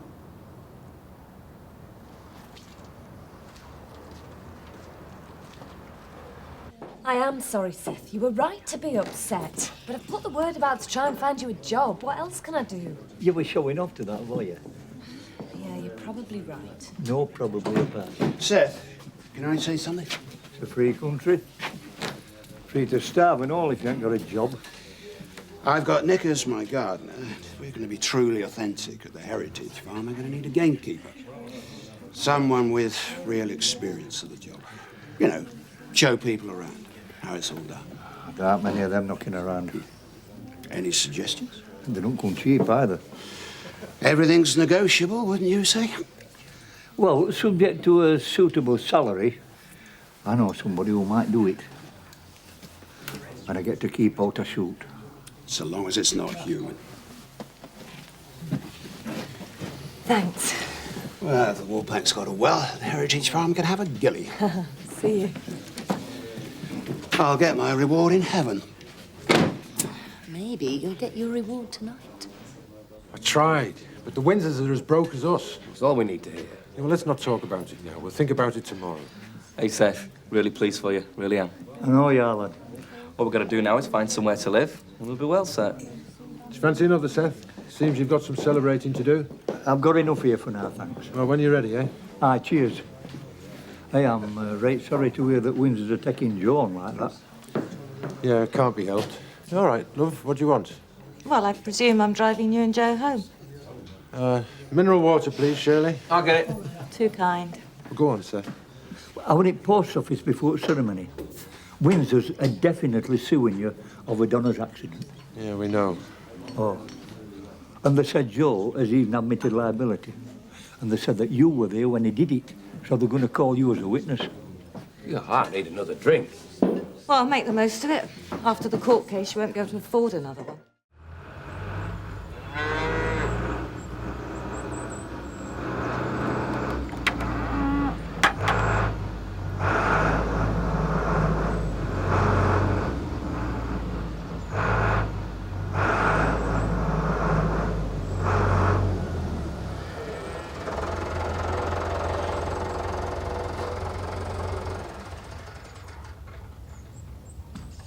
My word, that's a posh one. I should hope so. The money it's costing us to hire it. Well, let's hope they come and repair ours quickly then. Yeah, amen to that.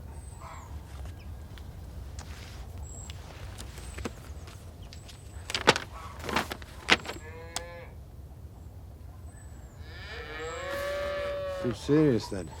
She is going to sue us. The way I see it, we're being sued twice over this tractor accident. One moment's lack of thought and all this trouble. Well done, Michael. Is it today Vic Windsor's in court for hitting that looter? Search me. I'll have a word with Scott and Kelly, make sure they're okay. Not here! What? You've been told not to ride your bike in here. Had to drop my bag off dinner. Can't expect me to lug it all the way up to school. It's heavy. Miss. Come to the staff room at break time. Can't. Got basketball practice. They'll have to miss it. Be letting team down. You come when I tell you to, not when you feel like it. Who's practice with, Mr. Bell? Yeah. I'll tell him you're seeing me instead. I'm sure he'll explain to the team. Paola. While we're in school, she's a teacher. So? So in here, the attitude is cool. But outside those gates, she's my mother. Got it?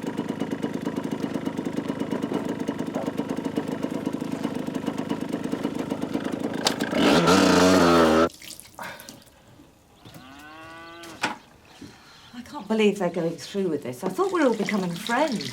Yeah, it just goes to show, doesn't it? I mean, I wonder if it would be worthwhile having a word with them again, as we're all friends. Well, it's worth a try. If the worst comes to the worst, the public liability insurance will cover it, won't it? Well, if we're found guilty of contributory negligence, they may not pay up at all. And even if they do, they'll probably jack the premiums up next year. I can't understand how Michael could let it happen. He's been around farm machinery all his life. Sarah? Sorry? You all right? Yeah, I'm fine. All right, I'll tell him. Bye. The man says he's got the rollers for the mangle, But he doesn't want the galvanised tank. Oh. Oh, well. What's going on? Just a little deal. I know your little deals. Look, it's very simple. I've got a mangle up there, but it ain't got no rollers. So this bloke said if he could find some, he'd have the mangle off me. You know, he wants to make some cider with it, see? I don't know what he wants a galvanised tank for, though. Up there, meaning the scrapyard. Yeah. Why don't we just concentrate on getting this place on its feet first? That's it. Go on, nag me to death, why don't you? Get it all in. I'll be banged up by tonight. What time's Dermot coming round? 11:30. I've been thinking. We could keep the shop open later. 8 o'clock, say. Scott could help out when he comes back from school. Give him something to keep his mind off his problems. What'd you say? Well, it couldn't hurt. Might be able to sell a bit more if we're open evenings. Give him a bit more pocket money. I like that. Right, that's settled then. But Vic, you're going to have to do your share as well. I will, I promise. Providing I'm a free man. You know, I've been thinking back to December. Did I break a mirror or upset the local witch? Don't keep going on, Joe. Well, it's the curse of the Sugdens. On top of all what's happened, we've got this Donna Windsor accident, and now we're being sued for it. If that's not a curse, I don't know what is. I finished on that shelter. Thought I could help you with the ewes. No. Oh. Thought I could save you some trouble. You could have saved us a heap of trouble if you haven't given that kid a ride on the tractor in the first place. I said I'm sorry.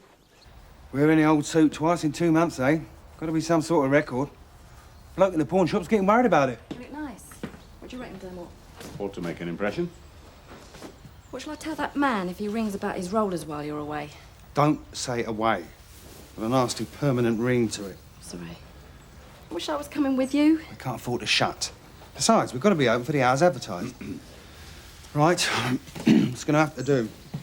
I'm all yours, Dermot. Now remember, stay calm and leave the talking to me, OK? You listening to Dermot, Victor? Yes, I'm trying to. Right. Good luck. Love you.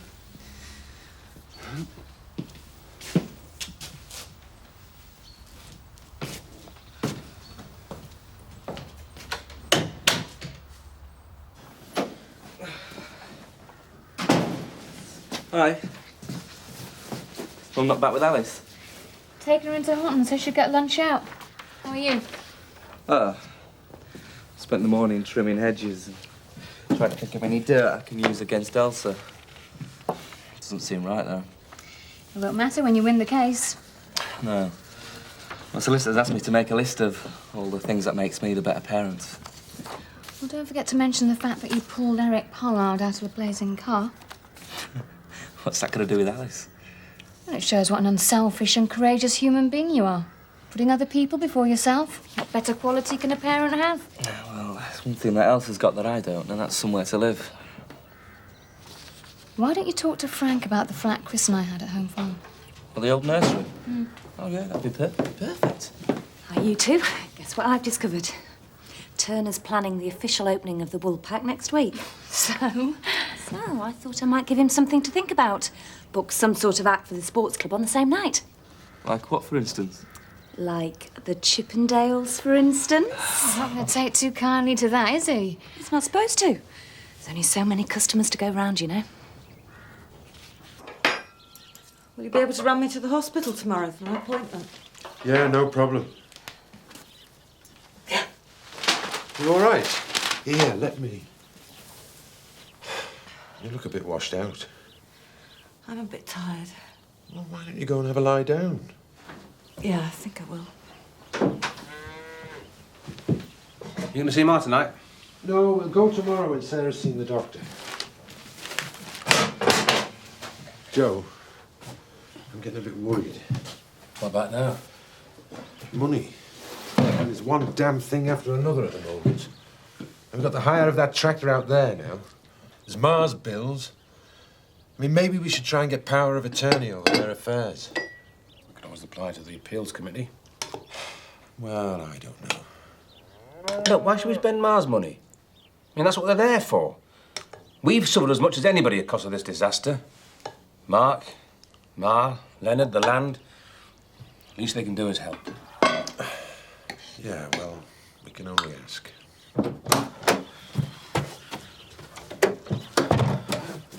I was wondering, shall I start on them ditches this afternoon?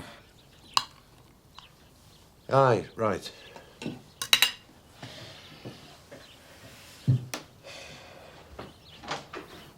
You'll just have to put up with that until he calms down. Yeah, well, I'm sick of it. Sick of him.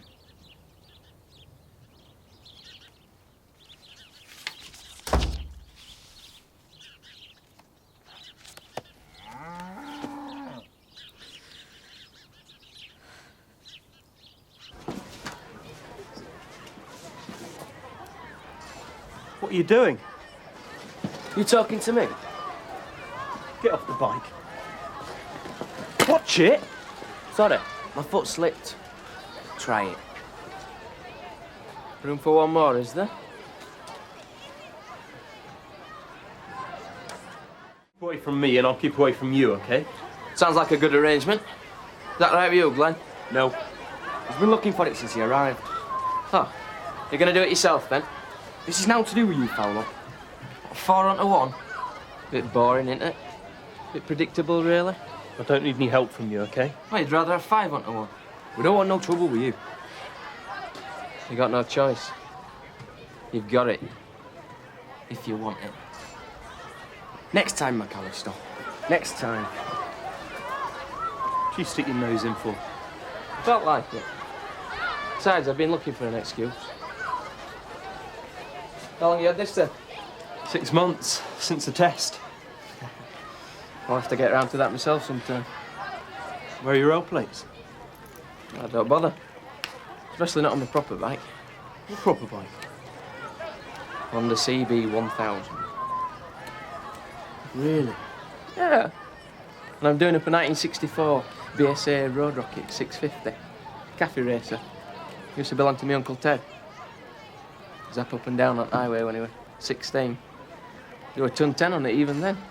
Yeah. Bit slow for me, though.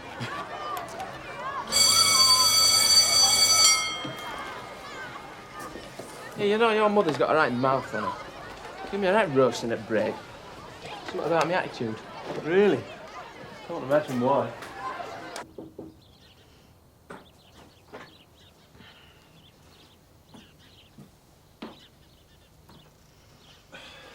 Did he wake you? You know what we were saying earlier? About having a word with Viv. I think I'll give it a try. I'll come with you. You know Joe vandalised Donna's school bag making that harness? Yeah. Well, these things don't come cheap. And the Windsors aren't exactly rolling in it. Who is? It might help. Yeah, you're right. I'll shoot into Hotton and get one before we see her. What are you reading this for? Final stages. Check the baby stopped moving. That's normal. I know all that. This baby's been so active. I've just got this awful feeling that on top of everything else that's happened, I want this baby so much. Yeah. Me too, love. Me too.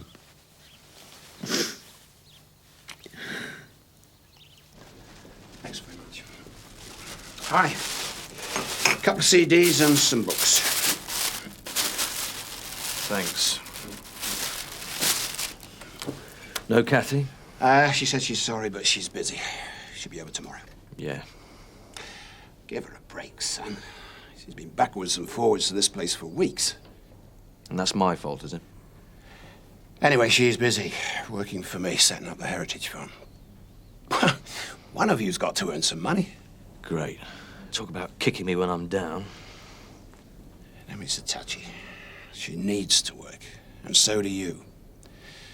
The job at the holiday park still exists, you know, and I'm going to need you more than ever now I've got the Heritage Farm to set up. Don't patronise me. Well, it's just as well I do patronise you, the mess you've got yourself into. And what's that mean? Apart from all the money you already owe me, I now discover you've mortgaged the cottage.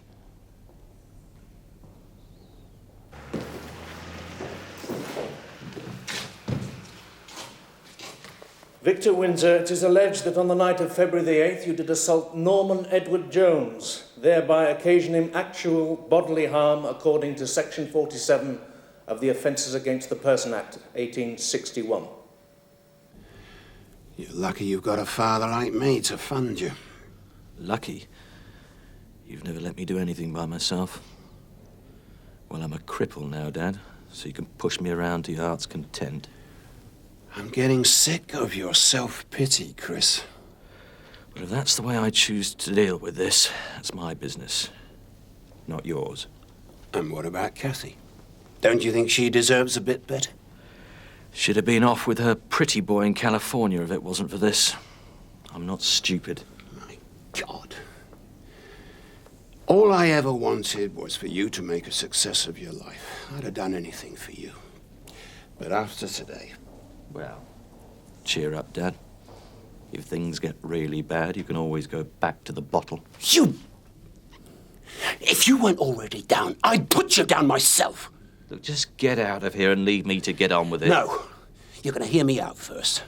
And this is something I should have said to you a long time ago. You're a user, Chris.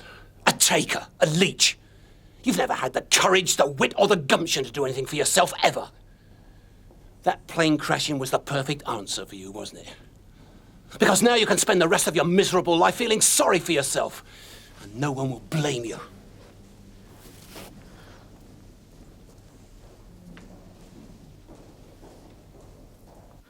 How do you plead? We're waiting, Mr. Windsor. Guilty.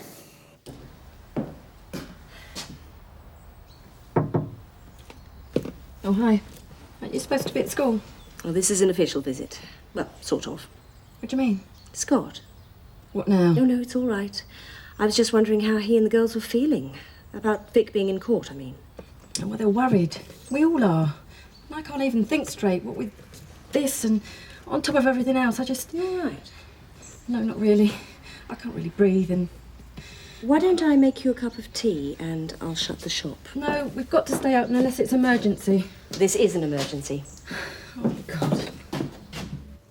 I'm sure your worships will have seen the images on television of this disaster and others like it, both in this country and overseas.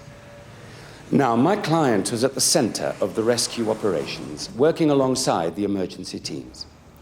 And along with other members of the village, he labored for many hours, without rest, to try and help his fellow human beings. They wouldn't put him away, would they? I shouldn't think so. That plane, God, it could have been any of us. I hear them going over now. It just scares me rigid. Me too. Really? You always look so in charge. Do I? How are the kids? All right, on the surface. Scott's been having a hard time. It seems to have affected him worse. Oh, don't worry. His form tutor's keeping an eye on him. He'll notice any unusual behaviour. It's hard to know what's caused by the crash and what's just normal adolescence. Tries it on a bit, does he? Has been known. Victor's sucker for him, you know, being his stepdad. I didn't know that. Didn't Bernard tell you? Bernard? And break the rules of patient confidentiality? Not likely. Well, wow. Oh, come on, Vic. Ring me. So on the night in question, when he saw these men, whom he considered to be no better than human vultures, picking over the site of the crash without any thought for the hundreds of poor souls who'd perished there, the enormous pressures of those preceding weeks simply boiled to the surface. An erstwhile peaceful man felt pure disgust that men could stoop so low. And in the heat of the moment, as he now accepts, acted wrongly. But I believe understandably, to teach them a lesson. Now, in the cold light of day, Mr. Windsor deeply regrets his actions. But given the facts, which of us, in similar circumstances, would not have felt similar emotions? And maybe, have been tempted to do the same. One last thing, your worships. So strongly do I feel that Mr. Windsor is morally right. I have taken no fee for representing him. Thank you. You must feel very strongly indeed, Mr. Bishop.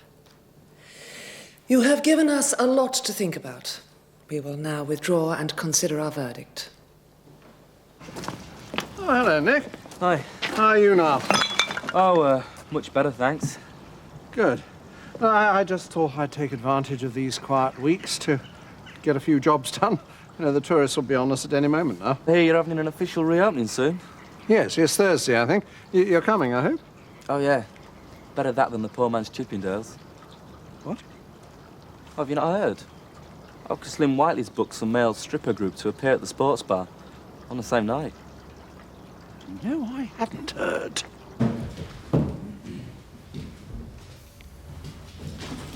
Now, Mr. Windsor, we've thought very carefully about what we've heard today. We appreciate that you and your family have been through the most dreadful ordeal, the effects of which may not be known for some time. For that, you have our sympathy. Thank you. But no matter how persuasive Mr. Bishop has been, we do not look favourably upon members of the public who take the law into their own hands. We heard Mr. Bishop say that you were simply using reasonable force to detain the man until the police could intervene. And as you decided not to challenge the police evidence, they were not required to attend this hearing. In which case, we have very little option but to take your word for what happened. But let me make it perfectly clear, lest there be any doubt. We simply will not tolerate this kind of behavior. However, in view of the unique circumstances surrounding this event, we are prepared to show leniency. You are fined £150 and bound over to keep the peace for 12 months.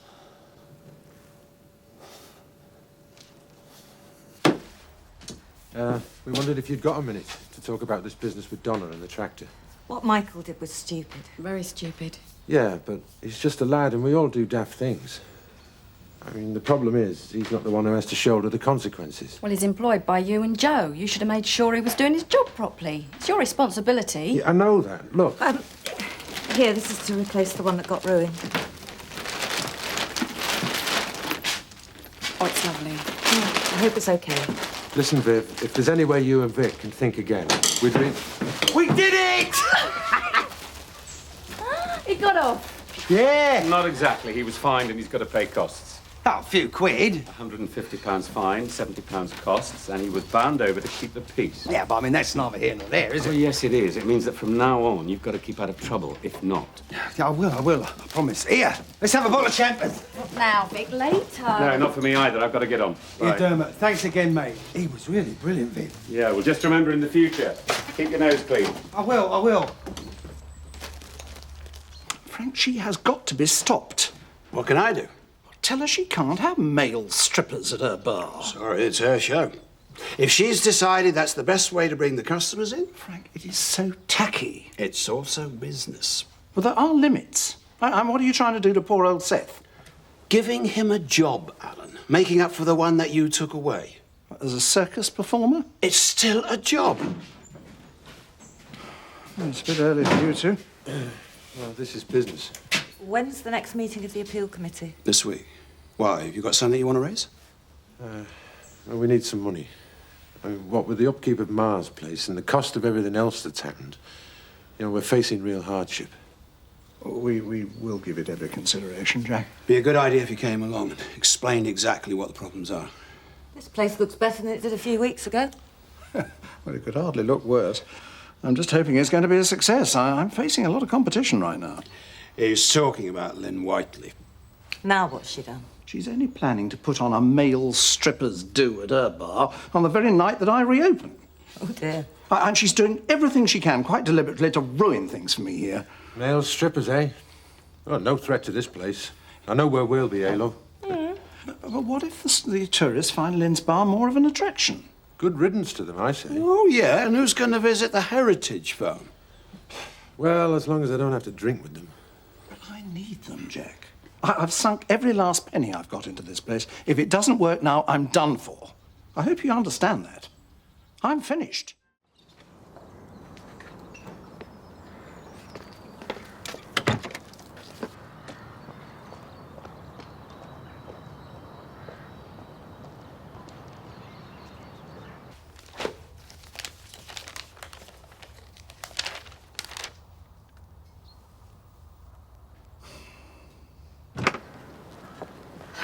I don't suppose there's any point in my asking you to leave this at home. I've got a free afternoon. How'd I get back? District line doesn't come out this far. Well, all right, but it is not a free afternoon, Luke. It's study leave, so make sure you do some. Yeah. Darling, you won't be late tonight, will you? Tonight? The committee meeting? Oh, no. Oh, you don't need me. Of course we do. We need someone to take the minutes. I thought we said that we weren't going to let him use that bike anymore for school. Have you seen the Hot and Courier? Horrible sight first thing in the morning. That's an old photograph, isn't it? He doesn't even have a moustache. Looks like a boiled egg. Oh, listen to this. Local auctioneer and antiques dealer Eric Pollard, whose wife Elizabeth perished in the recent air crash, recently unveiled a bench commemorating her memory in the churchyard at Beckendale. Going to Sheffield today? No, I don't think so. Neither Chris nor I enjoyed the experience. Why? What's wrong? The last time I saw him, he accused me of running his life. Said I could really push him around now. In a wheelchair. Oh, no. It was Michael's fault. Moment's recklessness, that's all. And Joe's determined not to let him forget. Well, it could have been serious. Donna was very lucky. The trouble is, Michael thinks Joe's got it in for him because of all that business between you and him in Leeds, you know? I thought all that was behind us. It's a mess, isn't it? Well, look, I was wondering if you could have a word with them both. Jack, are you going to get ready? We don't want to rush. Yeah, I'm just coming, love. Could you do that? Rachel Hughes, bridge builder. Yeah, I'll talk to them. Thank you. Nobody has done more for him than you have. And I don't just mean money, love, support, understanding. You've given him all that. You do these things because you want the best for your kids. You didn't do them for me. Didn't think I needed to. You're so self-dependent, so sure of where you were heading. You had no doubts about becoming a vet? I did remember. The year before I graduated, you told me to pull my socks up and stop being so stupid. I remember. I'm sorry. He's been using you all these years because he knew you'd be there to bail him out. If he didn't like it, he could have left. But he didn't, because he's too scared to let go of your hand. I should have been firmer with him. Yes, I think you should have. I've been supporting the wrong one, haven't I? I should be doing more for you. No, Dad. Things are fine the way they are. Let's not disturb the equilibrium, eh? If you say so.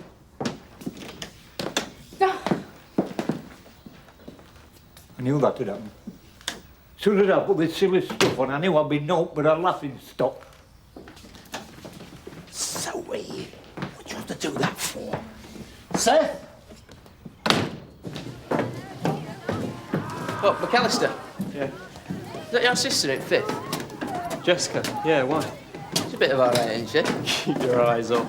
Besides, she's in love with this geek called Danny. He's at university. University types? I eat him for breakfast. Trouble with Fowler? Biff? No, he's no problem. In fact, he's all right. Quite like him. What are you doing? Mr. Young from Catterick is coming over for it. This is a shop, not a scrapyard. And this is 50 quid. I've just been fined, remember? Okay, if you'd just like to take a seat, please. You don't have to wait. Of course I do. It's silly, I could be ages. Go and see your mum while we're here. Are you sure? Yeah, go on. I'll be all right. Well, all right.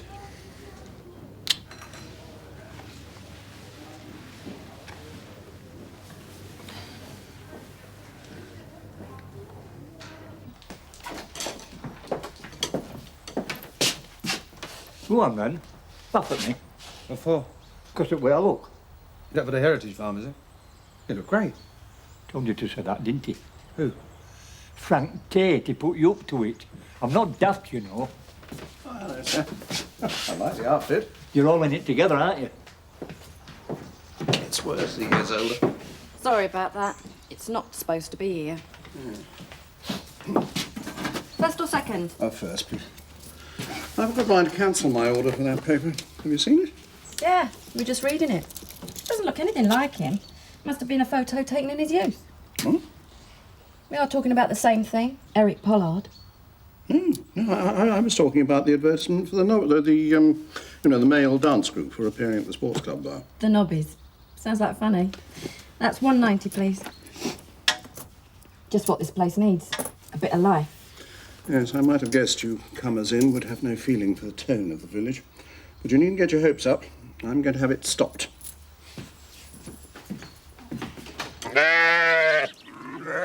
That one's due in about a fortnight. All going well.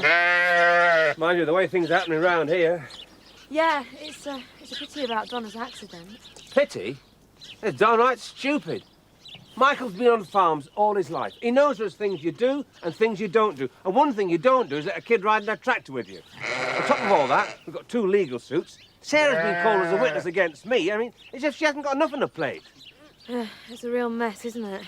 It certainly is. And it's all Michael's making. I tell you, if it wasn't for Jack, I'd have kicked him out.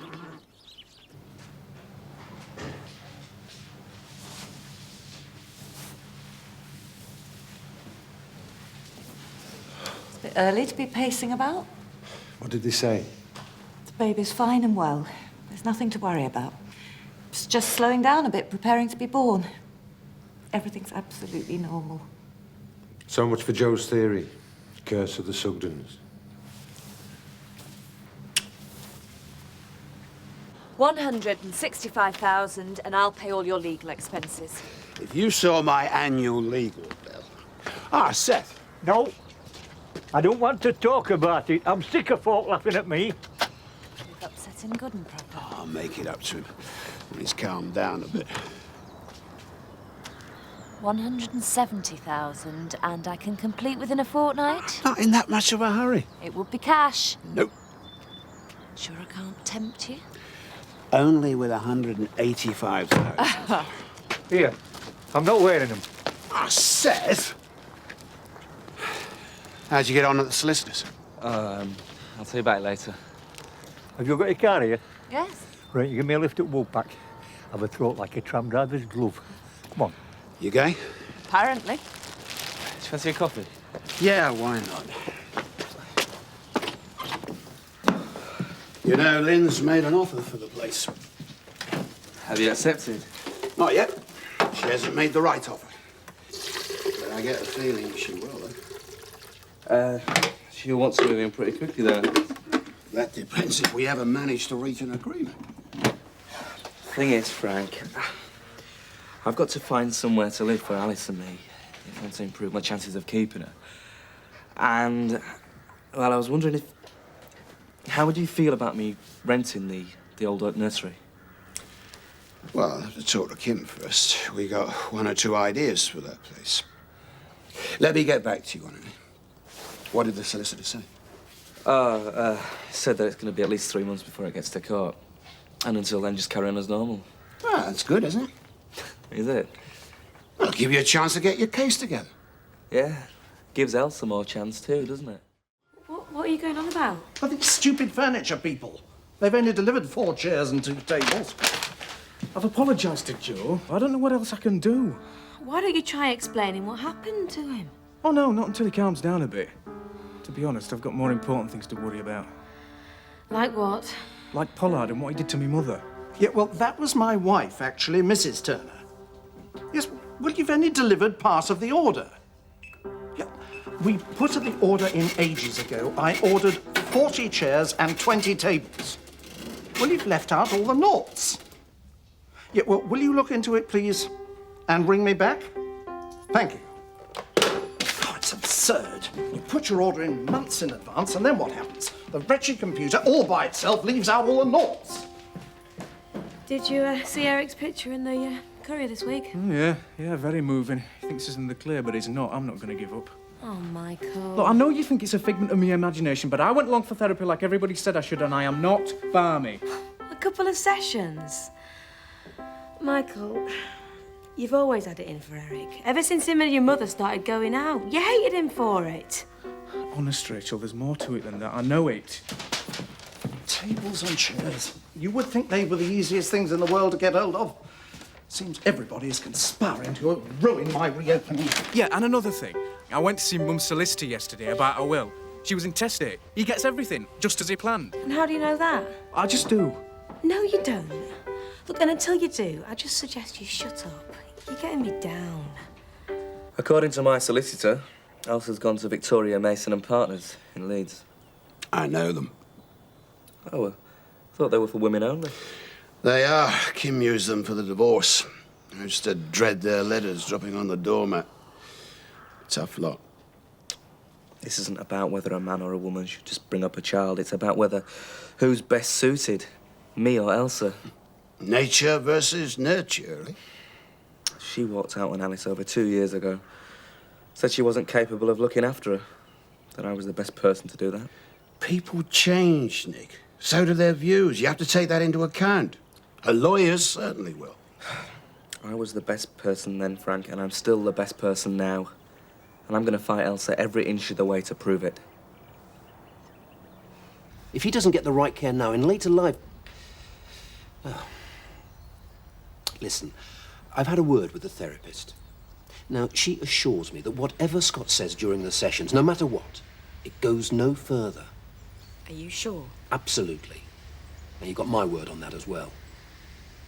Little by little, we're all on the mend. It would be better if he continued with his therapy. Yeah, I suppose so.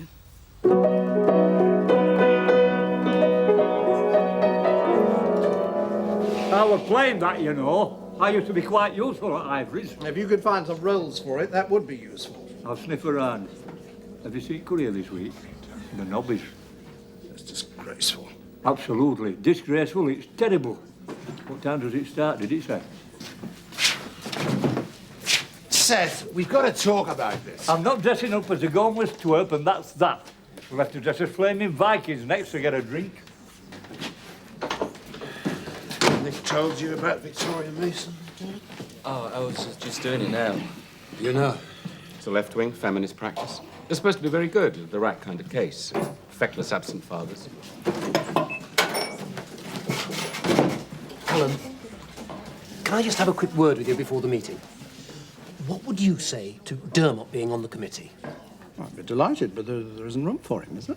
Yeah, well, there might be. They've done some fine work for their clients. Difficult rape cases, harassment in the workplace.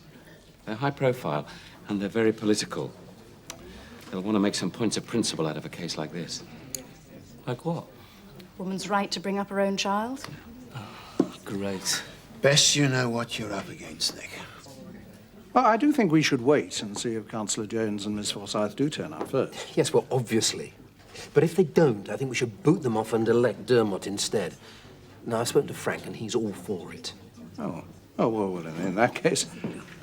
Yes, I think we ought to get going. There's a big agenda to get through, and I've got a very important point that I wish to raise. I wonder what that can be. They're late. Sorry. Are you sure it'll be all right for me to sit in here until they get to my item? Of course. Only I know how touchy people can get when they're on committees. We had one once to try and get the village twinned. It's a good idea. What happened? Well, they couldn't even work out who was going to be on the committee. Oh. That sounds like them now. Couldn't tear themselves away from the bar, no doubt. We were just about to send out a search party. Sorry, darling, you know how it is. No sign of Councillor Jones or Miss Forsyth then? Weren't they in the pub? No, they weren't. Can I call the meeting to order? So... Would you like me to read the minutes of the last meeting? I think we'll take them as read, shall we? Any objections? Nope. No. Right. And apologies for absence, there are none. Which brings me to the point of Councillor Jones and Miss Forsyth. They seem to have lost interest in us as quickly as the media. So I say let's get rid of them. And let's vote somebody onto the committee who has actually got an interest in the village. Mr. Chairman, a point of order. Is it right to discuss this with Jack in the room? Oh, no, I don't think that's any problem, Alan. Darling, have you got everybody that's here? Yeah, I'm just doing it. Lynn Whiteley, Dermot Bishop. As an advisor. Right, let's get on. Right, I propose we sack Councillor Jones and Miss Forsyth from the committee. All in favour? Alan? Well, I'm not sure that we can. I think as a local advisory committee, all we can do is advise the trustees. Yes, but it's unlikely they'd go against your recommendations. After all, you are the people on the spot. Right, all in favour? Well, this hasn't been seconded. Too fast. Please say, can't we do away with all this bureaucracy? Yeah, no, Frank, no, it's important that we do things properly. Yes, Frank, at some point in the future, these minutes may be called into public account. He's right, actually. I will second it, and I agree with it. Everybody? Alan?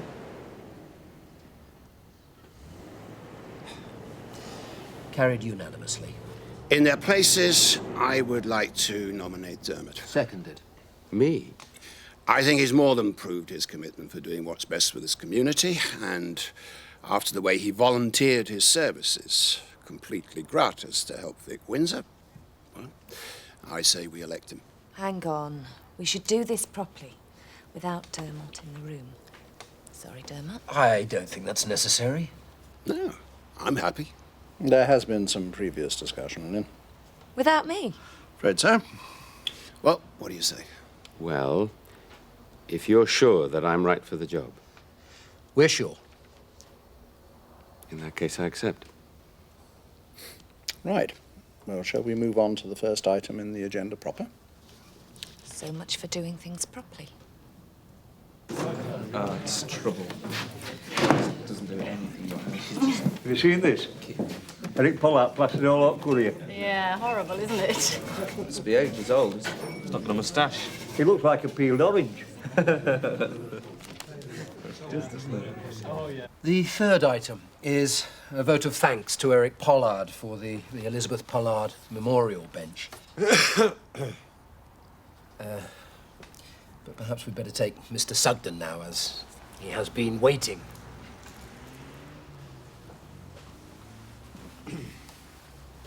Right. As there's already been enough time wasted, I'll come to the point.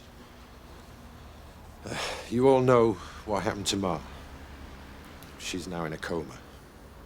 We were wondering if we were to move her into a hospice, she might get better round-the-clock care. It might help bring her back to us. Oh, just a minute, Jack, just a minute. Now, your mother is not going to get any better care than she's already receiving in an NHS hospital. Now, in my opinion, the fund can use its resources to much better advantage. Right. It's clear you want me to beg. So beg I will. But we lost Mark and Leonard in that plane crash. We lost animals, we lost land, we lost a car. We're having to pay all the bills for Ma's cottage, and now we're facing being sued because of this tractor accident. We've had to fork out and hire another one. We've taken a loan from Frank to set up our shop at the Heritage Farm. That's got to be paid back. We've even had to feed Samson. That horse has got a huge appetite. Look, I'm telling you, if we don't get help, we're going to go under. Emmerdale will end up just another abandoned farm. Thank you, Jack. I think we all appreciate how difficult it must have been for you to come here this evening. And personally, I'd like to apologise for keeping you waiting.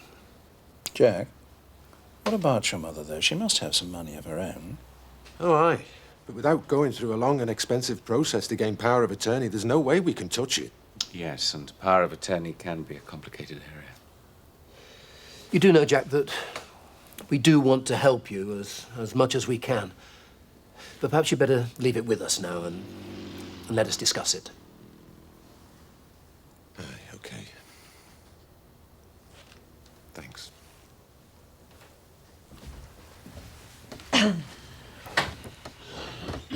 Well, if there's anything I can do, just let me know. Yeah, there is one thing. Would you mind having a word with your dad about letting me the old nursery? Have you mentioned it to him? Yeah, but he said he's going to have a word with Kim. Apparently they've got some plans for it. Have they? Evening. Evening, Seth. Where are they all? There's a meeting at Trustees at Village Hall. Ah. Well, I expect my name will be on the agenda. Why's that then? In connection with the memorial seat. Oh, aye, that. I see. Courier's done a bit of a splash about it. Was it? Well, I hope they spelt my name correctly. I don't see why we should have to pay for the tractor. It's got nothing to do with the plane crash. And Samson could have gone anywhere. Look, I'm sorry. It is all part of their general problem. That's a direct cause of that aircraft coming down. As I have said before, I am sorry, but I cannot support paying for Annie Kempinski to go into a private hospital. Is that a political decision? No, Lynn, that's a pragmatic one. Bear in mind, if we don't help them, the Sugdens could go under. Now, I'm not sure I want that on my conscience. I don't mean to be insensitive, Frank, but we have to maintain an objective viewpoint. I don't think we're going to get a consensus on this, so perhaps we should just put it to the vote. No. I'm sorry, but we're not ready to decide. We're going to have to take further discussions, but not tonight.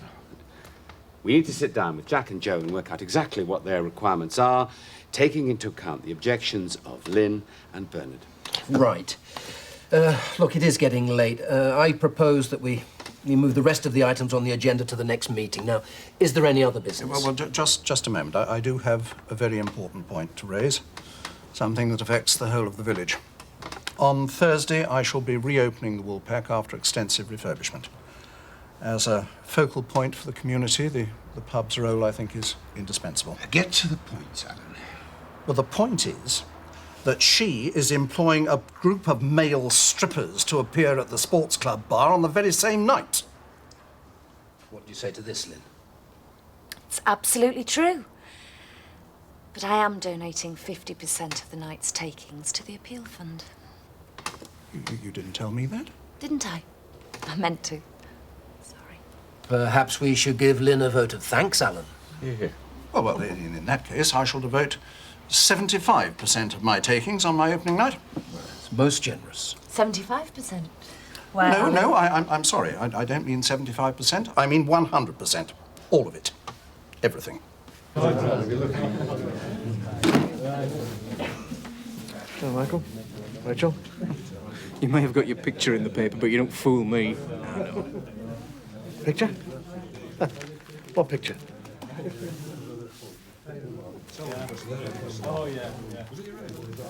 This was taken before. Where did they get this from? I'll give it him. Idiot!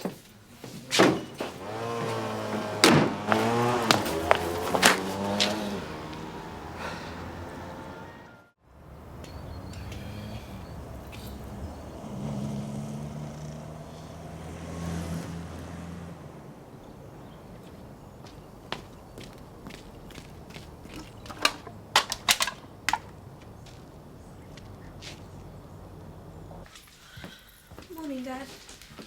Morning.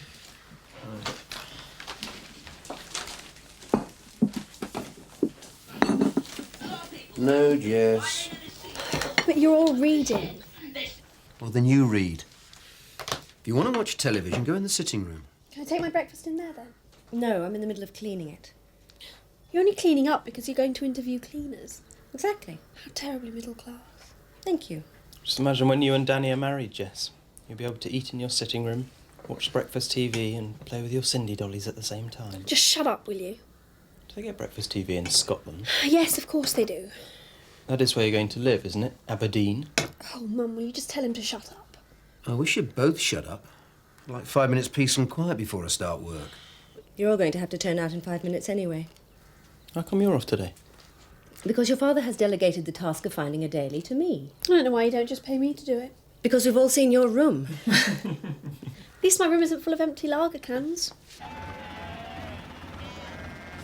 Hi. The health and safety man's on his way again. Joe hasn't stopped since first light. Not at all. It's all getting to me. We're all under pressure. Yeah, but Joe's the one who has to bear the brunt of it. And what on earth was he thinking of, letting the Windsor girl ride the tractor? It was Michael who did it.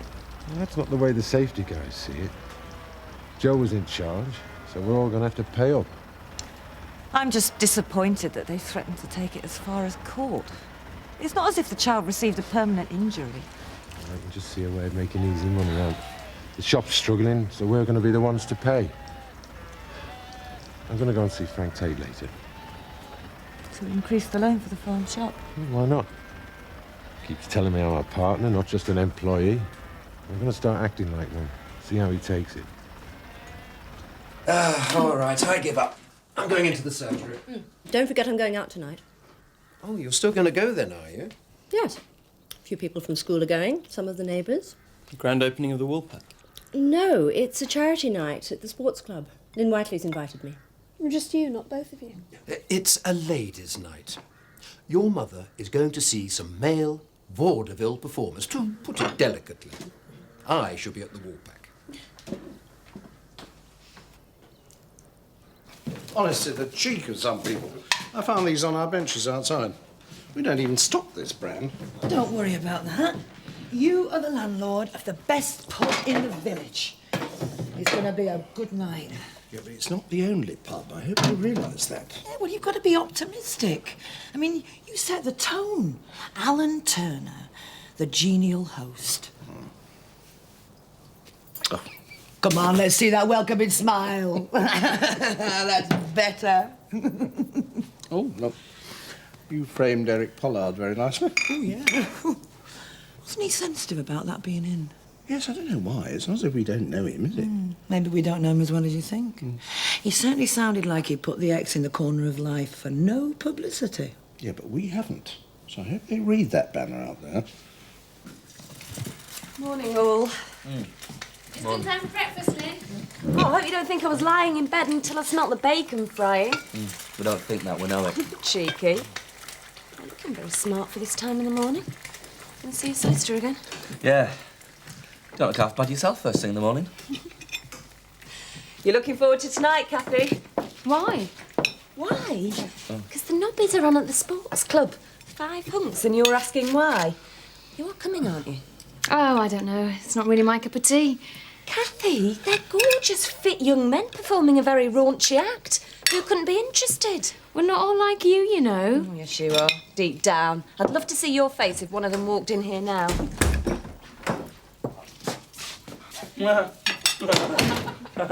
What's up? Oh, nothing, Seth. It's just perfect timing.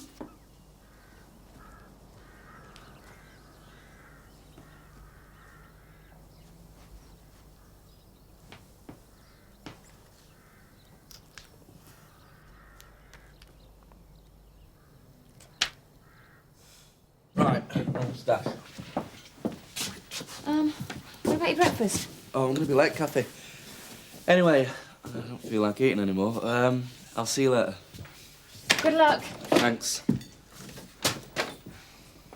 He's all right. He'll only be all right when he gets young Alice back. We all know that.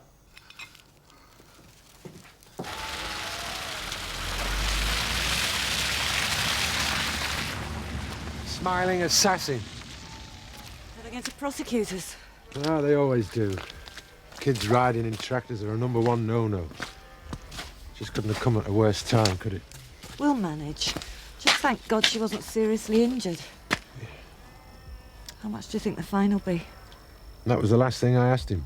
He said he didn't speculate about things like that. Sarah, I once told you that life with me would never be a bed of roses. Thanks. How long do you envisage staying with your sister, Mr. Bates? Well, I'm looking for a place of my own at the moment. Frank Tate, my boss, he's got some rooms. I'm hoping to move into them. We'll all have to move soon anyway, because my sister's selling up. All? How many people live at the cottage? Well, there's me, my sister, Lynn, her son Peter, and Seth, a friend of ours. How big is the cottage? Well, it's just about big enough. And is there nowhere else for these people to live? Not short term, no. You see, we all lost our homes in a plane crash. Poor old Seth had to go live in the gamekeeper's hut in the woods. And is he a gamekeeper? Not anymore. There's not much happening. He's going to go work at the heritage farm when it's up and running. So, Do you think sharing a house with others will go against me? Although I think the court will take an understanding view because of the circumstances, it could give an impression of a transient lifestyle. However, it'll be the long-term future that they'll be concerned with. So what happens next? Well, we put in our papers giving your side of things. The court will want a social worker's report about things, past, present and future prospects. I've got to sort out a place of my own as soon as possible. Good. And I'll try and delay the social worker making a report for as long as possible. So what do you think the chances are then, Mr. Spaulding? Well, with the law, Mr. Bates, it's best not to speculate, but we'll be doing our best.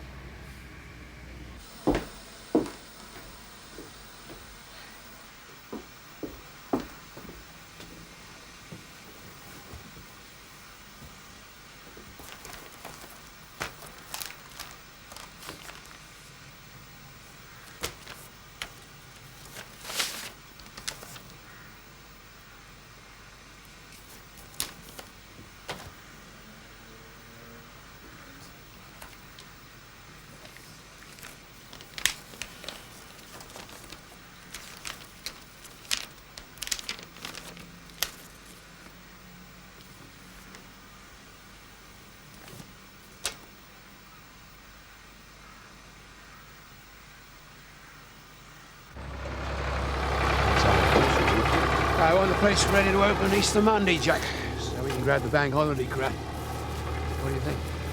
Well, it depends what you want. I mean, what exactly is a heritage farm? Whatever we want it to be. I want to get as much old farming machinery as possible. Kids' corner where they can feed animals, having bought the feed from your shop. Maybe some special breeds, pony rides, souvenirs.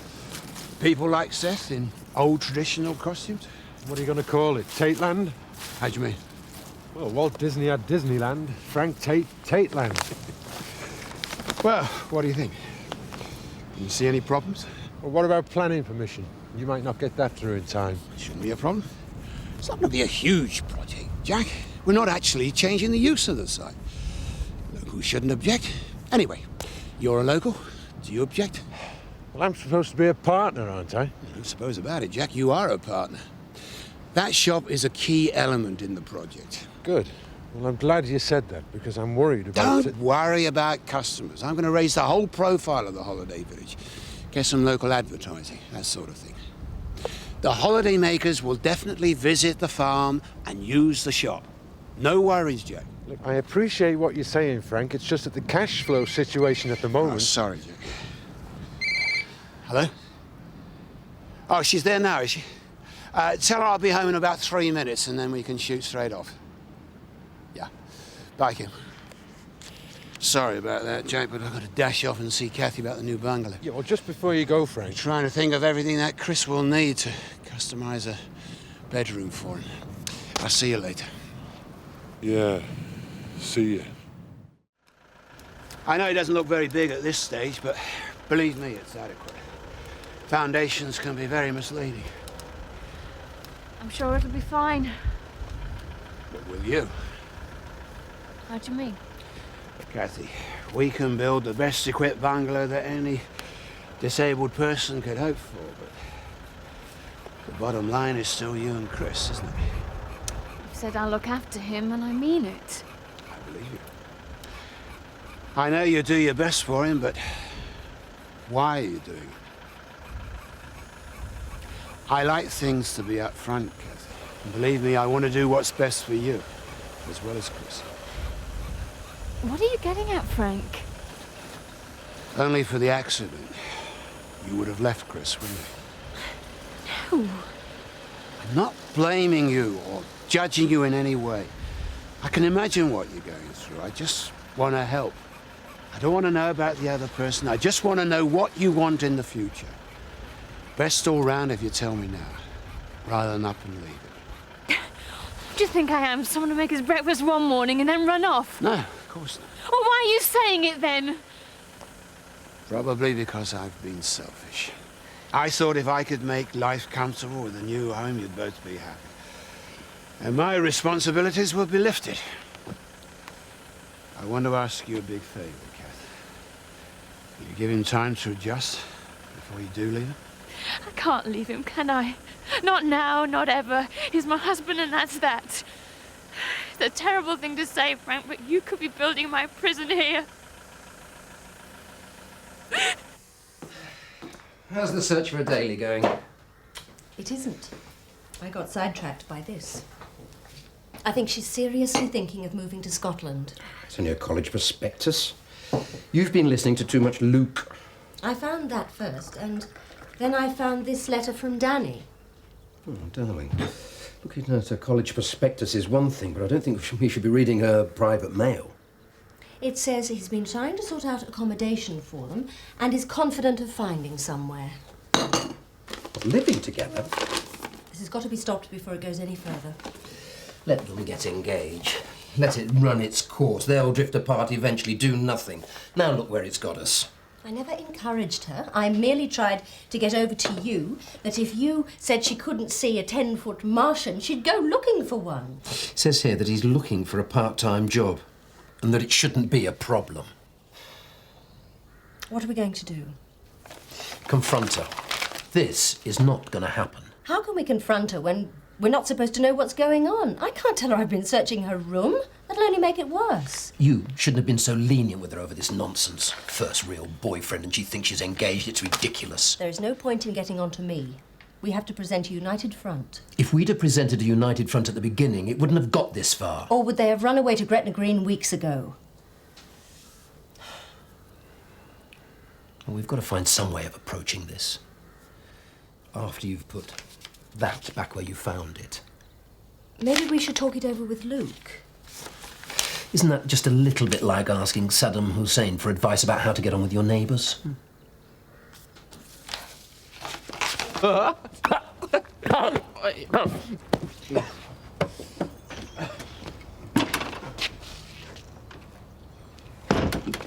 It must be obvious, even to you, that these tables are for customers' use.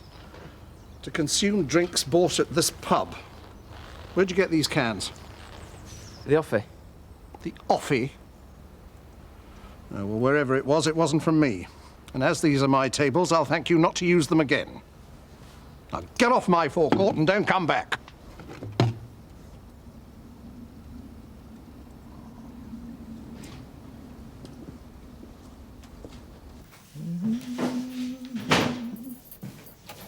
So, what was all that about?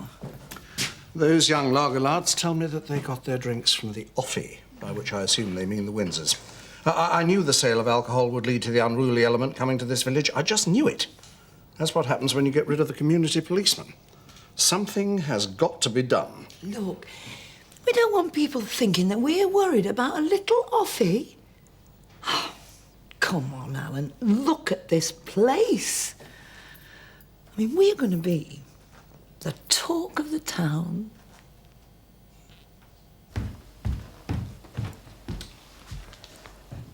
You know, it's all right for Frank Tate to say everything's going to be fine and dandy once the heritage farm's up and running. Words come easy. And enthusiasm's no substitute for cash in the pocket. I'll have to pin him down with some sort of contract or other. Look, I know it's not easy under the circumstances, but try and relax. Take the evening off, enjoy yourself. Yeah, you're probably right. Evening down the pub will do us both good. You sorted out a babysitter? Yeah, no problem. That looks nice. Thanks very much. Don't you think it's a bit glamorous, though, for the Woolpack? Opening night or not? Well, I might not stay there. Might go on somewhere else. Oh, aye. String fellas? Or is Champsty in place just now? Well, I haven't been nightclubbing for a while. Like about 25 years. Well, I wasn't thinking of nightclubs as such, but Lynn Whiteley's invited a few of us to the opening of the sports club. I didn't want to let her down. Sports club in your condition? Well, I'm not be throwing weights around, am I? She's got some sort of act on that she's quite keen for us to see.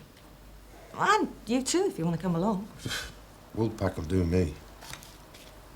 What sort of act? I'm not really sure. Singers, I think. She wasn't very specific. Yeah, I'll know in Lynn Whiteley. I wouldn't be surprised if it was the Chippendales or some such antics. Well, I better go and get washed and showered. And if Frank Tate's down at the Woolpack, I'm going to have a go at him. And I think you should stick with me. You talk to him as well. You don't want to be bothering with Lynn Whiteley's stupid sports club. You should welcome social workers' report. You've no to fear, lad. Such a lottery, though, isn't it? I mean, I might get somebody who supports me in what I've done in the past, or somebody who's dead traditional and thinks that the child should automatically be with its mother. Well, then you'll have to concentrate on getting a proper place of your own. Yeah, and quick. I'm going to have to pin Frank Tate down about those nursery rooms of his. I don't know how proper they'll be considered to be, though. I'm sure they'll be fine. You can catch him later at Woolpack opening. Yeah, I'll do that.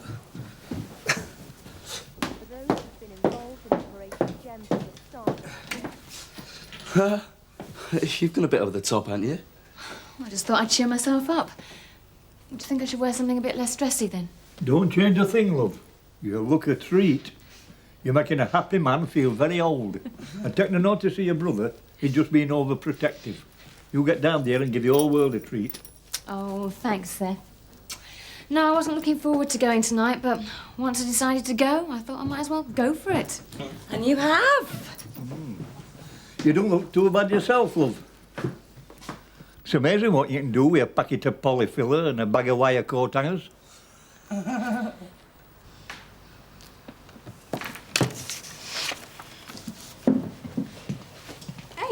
where are you going? Oh, I've finished. I'm just going to my room. Well, just hang on a minute. I want to see what you've done. Oh, no, don't look at that. It's only some daft poetry we had to make up. Well, let me read it. I want to. Give us it, Mum. No, don't be daft. Please don't. Be all right. Something opened the gates to hell.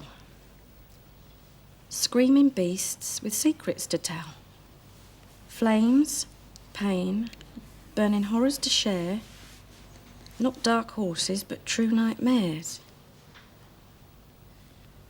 Did you copy this out of something? No, it's out of my head.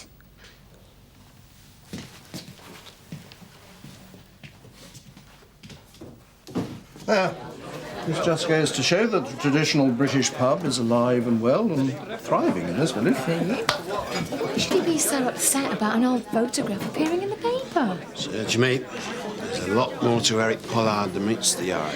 You ready then, Kathy? What, so early? Well, we only said we'd wish the new Woolpack well and then get down to the real night out. The nobbies are waiters. Nobbies? So you're really going, are you? I don't want them to think I'm being snobbish. I'll go just for the experience. Come on, ladies. They'll have oiled up their bodies and worked themselves into a sweat just for us. Thank God you've got more sense than that lot. Thanks, Jack, but I don't want them thinking I'm a wet blanket or anything. Sarah, I won't let you go. You must be joking. You wouldn't think it was 1994, would you? People behaving like ancient Romans in the Circus Maximus. Frank, have you had any more thoughts on the nursery? It's just, I'm under a lot of pressure. I'm sorry, Nick. I haven't had time to work out the rent yet. It's just down to that. So I can definitely move in then? Sure. As long as we're both happy with the financial arrangement. Right, it's just down to us then, Seth. Ah, well, I've got to be on my way and all. Well, you're not going to see the nobbies, are you? No, I've got a bit of business on. Ah, aftershave. You're going to see the old Widow Eggleton, are you, Seth? A gentleman never tells. Next round's on me, lads. We'd will have to wait for a bit.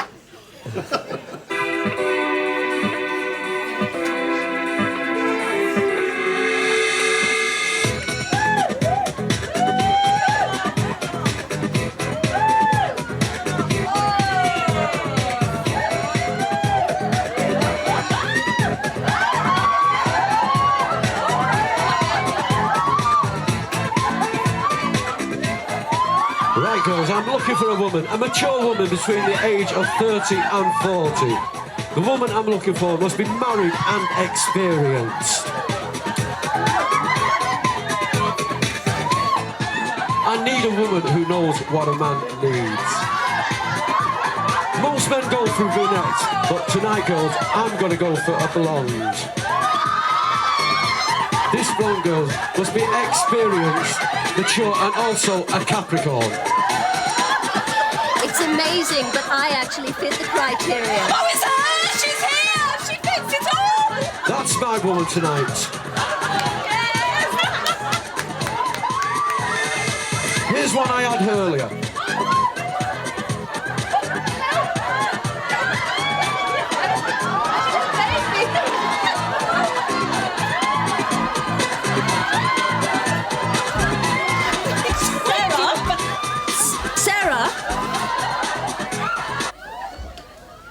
Hey, don't you mess with my woman, fella. What's the matter? It's Ma. I'm going to the hospital. I thought you ought to know. I'll come with you. Joe? Oh, no. Why don't you go home? You must be dead on your feet after all the work you've done this week. No. Just wait a while longer. See if they let us see her.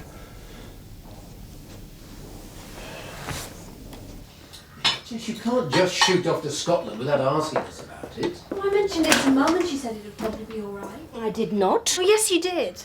But it was first thing in the morning and maybe you still had the nobbies on your mind. Jessica? But you did say we'd talk about it again. Danny'd meet me at the station and then I'd go and stay with his friend's sister so there'd be nothing to worry about. Well, we'll think about it. But why? He's my money and he's my fiancé. I said your mum and I'll discuss it and we'll let you know. You are our responsibility, Jess, and in turn you must act responsibly. My mum did at the sports club. I think this is a membership for the Nobbies fan club. That's from your gran, and I wish I'd never told you about being hijacked onto that stage. I just wish I hadn't gone to see them anyway. The nobbies. All right, maybe it was a mistake. But if I hadn't gone, I wouldn't have known how bad it was, would I? There must be some sort of logic in that statement.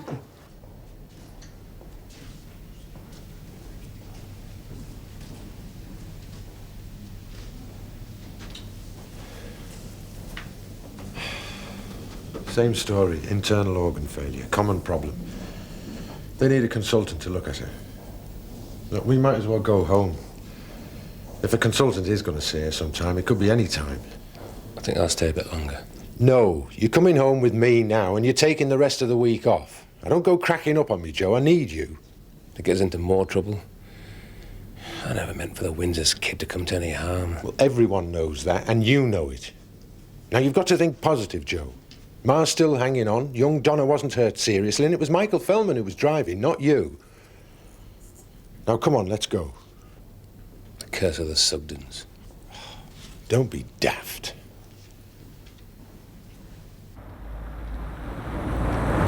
Thanks, Tom. I don't think we can have too many steamrollers. Sounds good to me. I'll phone the manager of the Royal Hotel later. Thanks. Bye. Can I phone the printer's note? Sure, just one more call. Frank? All right. I'll do it later. Could you make a few notes for me before you do? The manager of the Royal Hotel in Skipdale, he needs a site for a tent at the Steam and Craft Fair, and I need to talk to David Harcroft and Alan Sexton about some power and gravel. I'll know what it means later. It's going to be a great Easter bank holiday. Yes, if you're not too worn out to enjoy it. Don't worry about it. I'm pacing myself. How are things doing on your side? I'll need to go through some brochures and artwork with you. I'm really busy today, look. It's as important as the steam fair. All right, why don't we combine it with an early evening dinner at the bridge? We'll meet at the Woolpack. Right. 6 o'clock, okay? Yeah, I'll be there. Thanks. Now, why would she want to go and see a bunch of kids prancing about when she's got me? They weren't kids. They were big, fit men. And I do mean fit. Ask Anne-Harry McAllister. She got a very close look at them. Was she there? There. She was up on stage with them. We practically had to drag her off one of them. She was wild. I can't believe it. Well, you know what these so-called prim and proper people are like when they're out? I mean, just look at me. Yeah, so it looks as though I missed a good night then. You certainly did. And I managed to raise £1,000 for the trust fund. The Woolpack only managed 200. Really? Couldn't see your way to organising a benefit night for us, could you? You must be raking it in as it is. You've got to be joking. If people don't support us, they're going to lose us. And then they'll really be sick when they've got to travel miles to some supermarket just for a pint of milk. Yeah, well, you'll be all right when you've sued the Sugdens over Donna's accident, won't you? No, it won't be that much. And it's nothing personal. Our solicitors are sorted out with their insurance company. We're staying out of it. Yeah, I don't blame you. Insurance companies make a fortune anyway, don't they? Yeah. So how are the Samson badges selling?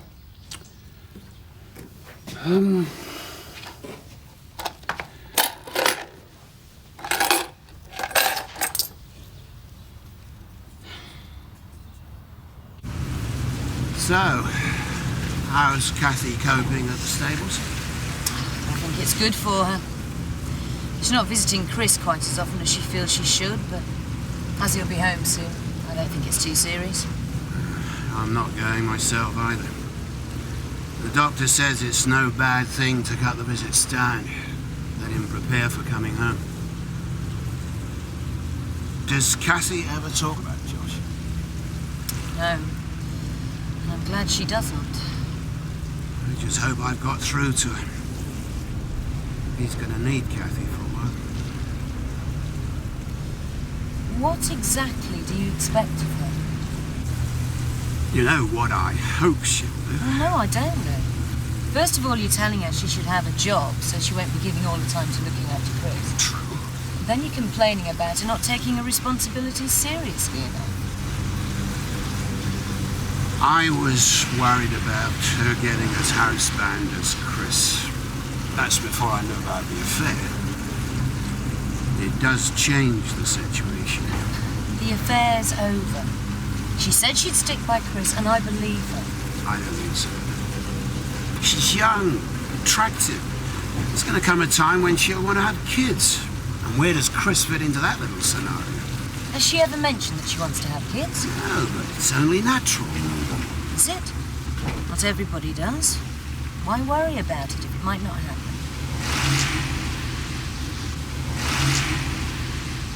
Is your real worry that you might be left looking after him? It has crossed my mind. God knows how many arguments we'll have if Kathy does leave Chris for me to look after. Cross that bridge when you have to. If you have to, that is. I did my fair share looking after Jean. I stuck by her. Yeah, because you had me to help. And sleep with.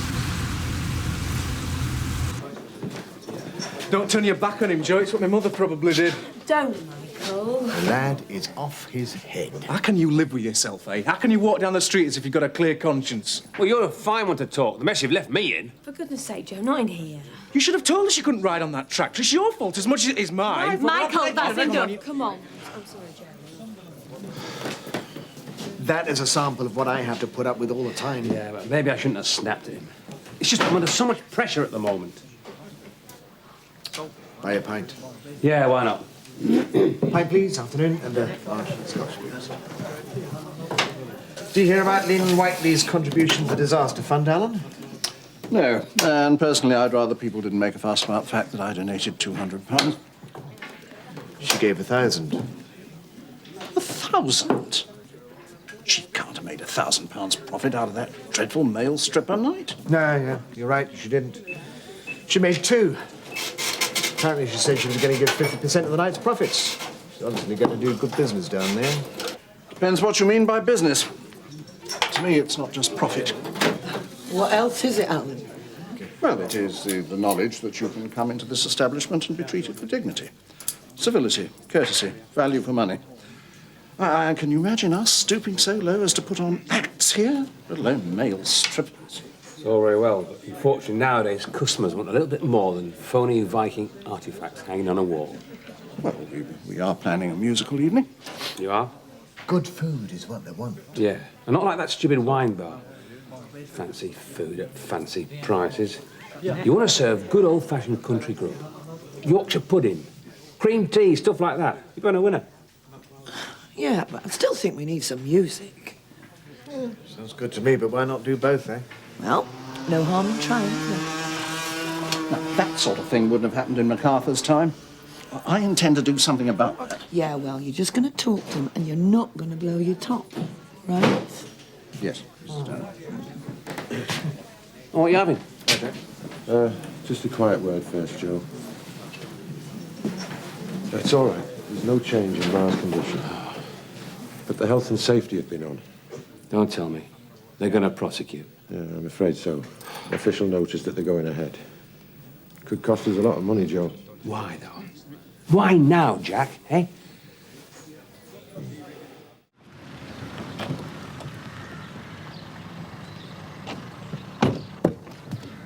You're home early? Yes, I thought I'd catch you before your rounds. I just can't get Jessica out of my mind. You tell me about it. One of us has got to sit her down and sort things out. Without her thinking I searched her room. Why don't you have a woman-to-woman talk with her? Oh, yes. Why not a father and daughter chat? Because I don't think I could control my temper. It's not easy to come to terms with the fact that your daughter's supposed to be engaged and has got a collection of Barbie dolls. It's Cindy, not Barbie. Why don't you sit her down and go through the practicalities with her? Why don't we both? Whoever. Let's just agree with what they are. Apart from the fact I wouldn't let her go and I'd kill Danny before I let him set foot in church to marry her. They don't want a church wedding. Anna, what we've got to do is create some sort of diversion.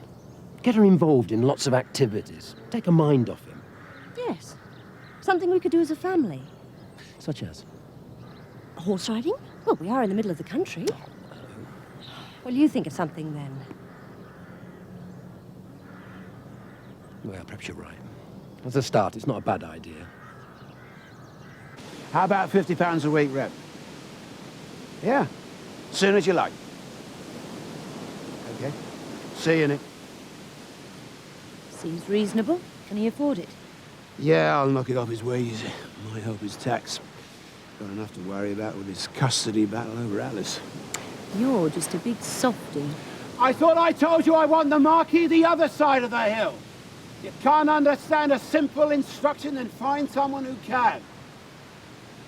Not so soft. My hero. You almost said husband. I didn't. You did.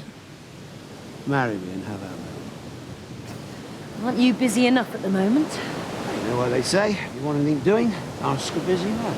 Who should be on his way to meet the manager of the Royal Hotel? You can take this as a formal proposal. You make it sound like an item of the agenda. I'll see you later at the Woolpack. You are the top of my agenda. But I do have to go. Bye. Bye.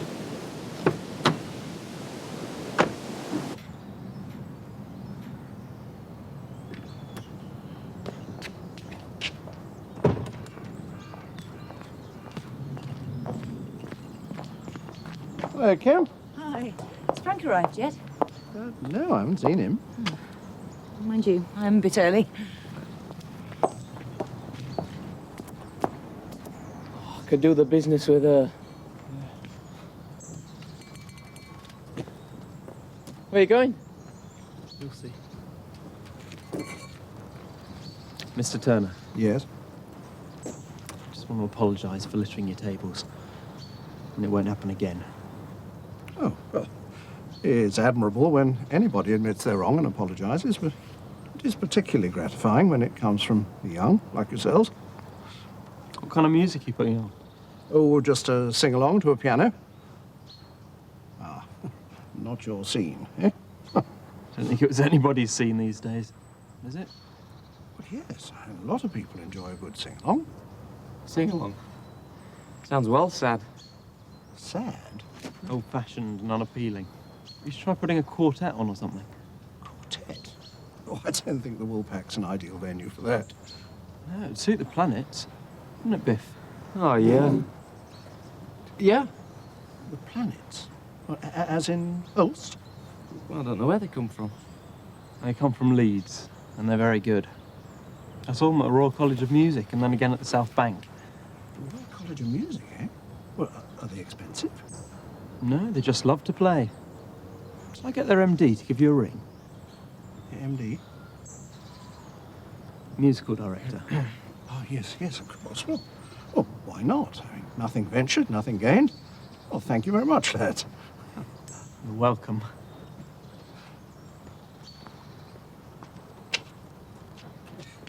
I could do the business with her as well. You're sick. Yeah, what about you? Excuse me, do you happen to know where Eric Pollard lives, please? Sorry, no. You're best place to try over there at the post office. Thanks.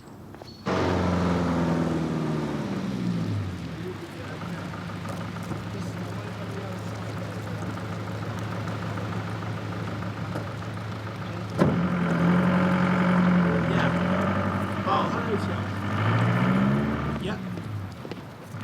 Well, I don't know. Sometime tomorrow. Okay. Right.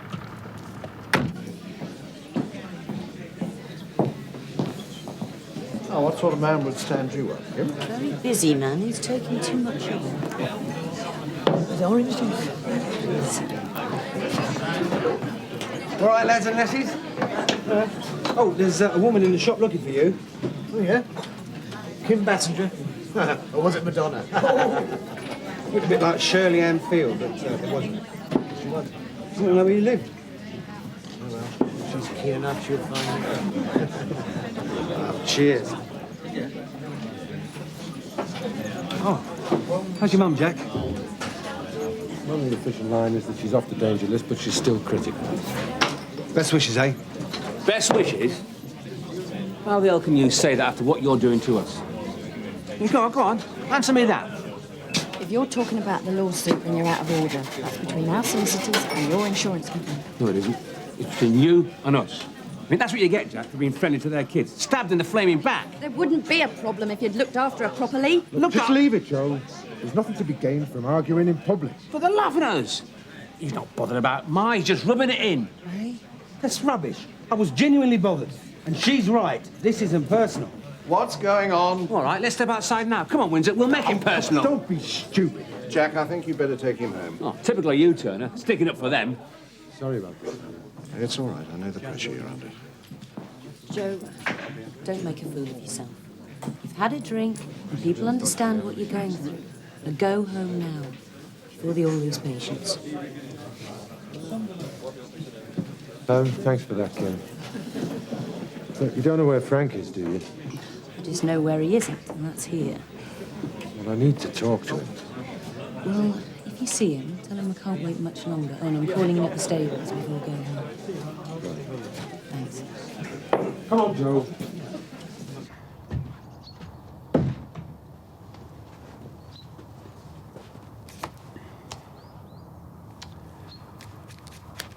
Tired? Yeah, it's been a long day. My phone battery's as flat as I am. Can I use yours? Ah, it's out. The plumber cut through a cable or something this morning. Workman, eh? Oh, don't remind me. I've had them all day. Anyway, how are you? Fine. Can I get you a drink? Yes, a cup of tea. Sure you wouldn't like anything stronger? No, I can't think of anything I'd like better at the moment. All right. Look, I know you're busy, but have you got time to talk to me about buying the cottage? Yeah, sure. Then I'm finished for the day.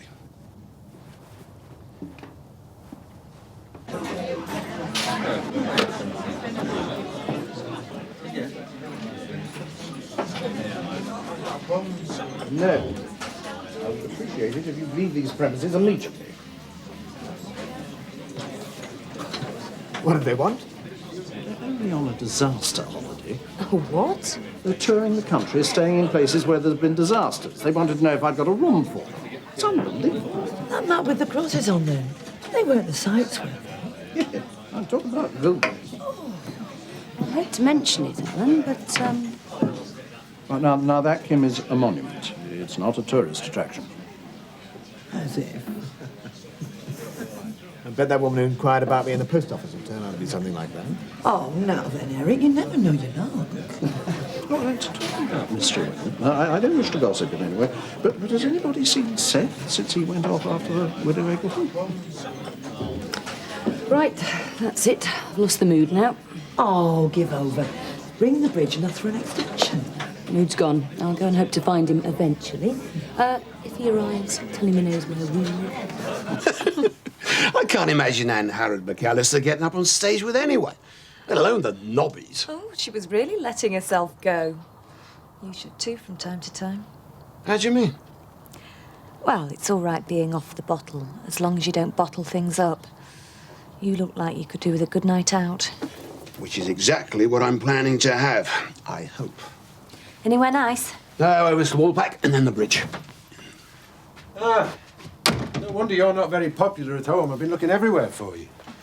Kim said if I saw you to say that she's calling in at the stables and then going home. Just tell her you were discussing the bungalow with me. It'll be all right.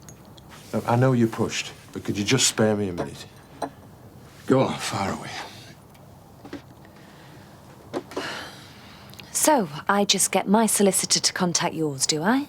Or should it be Kathy and Chris's? My man. Go on, Jack.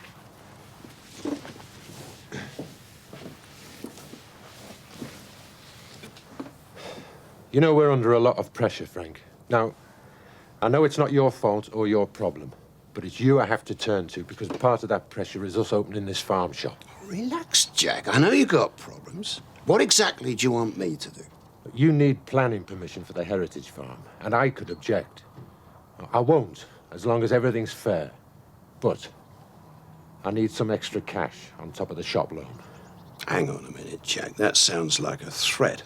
Blackmail, almost. Now, why don't you try again? Look, I don't mean it to sound like that. It's just that I'm desperate. Now, Sarah's due soon. I doubt if Ma's going to pull through, and I'm frightened of Joe cracking up.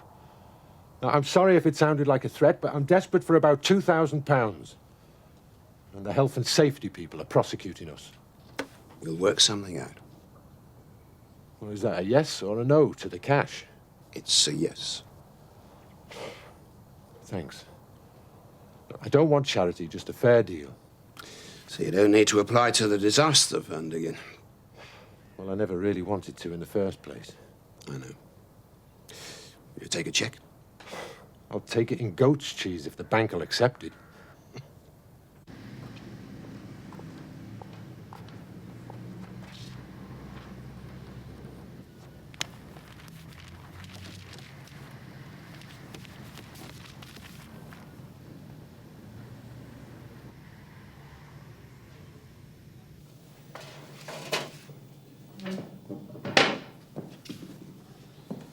Jim? I'm sorry. I just had so much to do. Then I got stuck with Jack Sugden. You're overdoing things. I'm sorry. I really am. I tried the phone, but my mobile was flat. Jack said you were calling at the stables. He was in a bit of a state. Just needed someone to talk to. You'd make a very unreliable husband. Give me a chance and I'll prove how reliable I can be.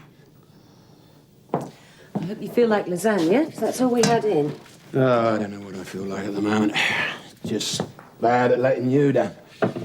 Jack can go on a bit. So, what did he want you for? He seemed desperate. Yeah, he was, but we sorted it. There's a hard side to Jack. He's not going to be just a silent partner.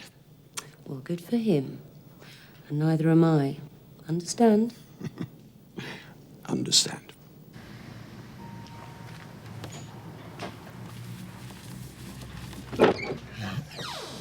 Hello, Eric. You? What are you doing here? I saw your picture in the paper. Thought I'd better see if you'd lost your memory. They captioned you Eric Pollard Widower. Have you forgotten that you're Eric Pollock and you're still married to me?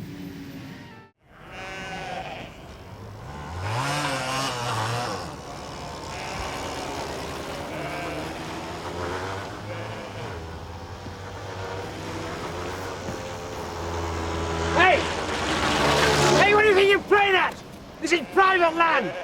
I thought we could start by telling her how much we care for her and that we're concerned about her future.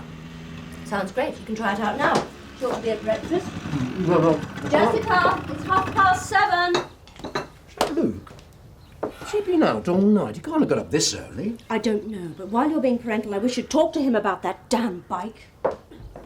Morning, all. Morning. Morning. Your father would like a word. Yeah, but not this morning. I did try and tell you I've got to go to the hospital before morning surgery. Ah, been out maintaining community relations, have we? I picked up the local paper on my way back. Yeah, well, try and show some consideration for others. Not everyone wants to listen to your motorbike in the early hours of the morning. I know you've heard this speech before. However, this is a small village, and whether you like it or not, we have a position in it. Your father's a doctor, I am a teacher. People look up to us. So whatever the family does is bound to have an impact.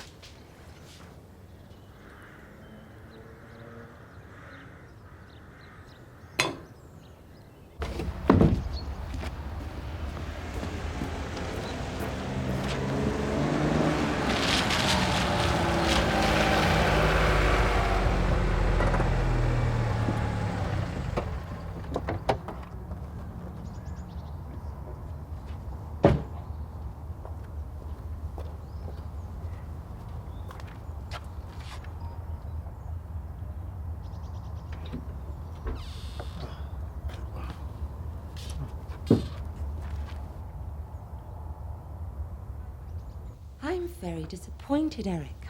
I thought you'd be overjoyed at this reunion. What do you want, Eileen? Come on, you always want something. Make a list, shall I? Holiday home in the Canaries, money in my pocket. A few answers would be nice to start with.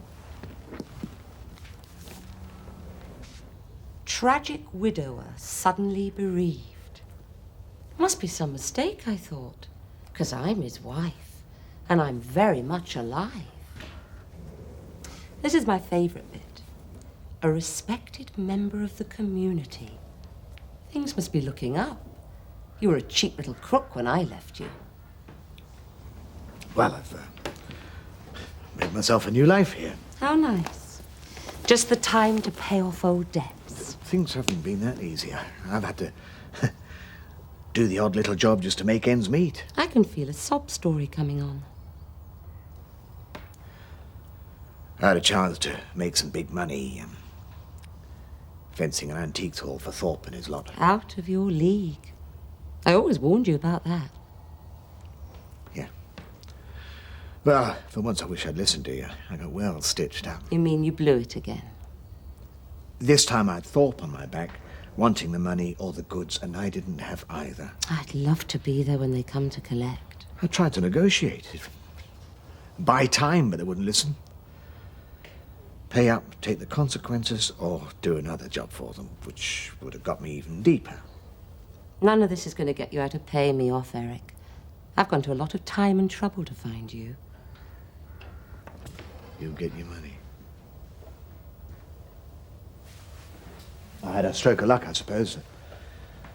Elizabeth dying of me like that meant that I could collect on the insurance and pay them off. You don't change. To everyone else, that plane crash was a tragedy. To you, it was a stroke of luck. We're talking about survival here. Well, chew on this.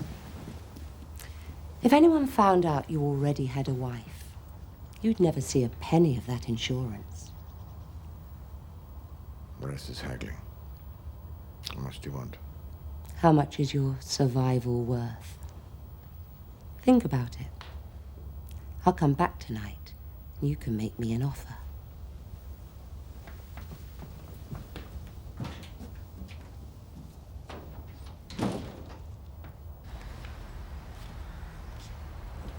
I should think you get plenty of applicants. A lot of people around here need the money. OK, love, I'm off now. See you later. Have you sold many of these? Couple. I'll take the rest. I shouldn't worry if I was you. Just shows you're not afraid of letting your hair down now and again. Rather undermined my parental authority with Luke this morning, though. I've been trying to get through to him that some people find motorbikes antisocial. But I don't suppose you have much sympathy with that point of view either. No, not really. I'm thinking to get a scrambled bike for myself, actually. You know, we could start a track. Maybe up at Emmerdale. Contain and control the problem. Give the problem to Jack Sugden, you mean? They got plenty of land up there that they can't use after the crash. It'll do some good. We could charge at the gate. Donate the money to charity. It's really embarrassing. Half the kids in my class will probably see that paper. So if Mum doesn't manage to buy them all up. Maybe you've got the right idea. You know, use it for bargaining. Push them into okaying this weekend with Danny, you mean? Why not? You don't like him, do you? It's your life. You want to spend it with a boring dweeb? He's not a boring dweeb. We both know what he wants this weekend.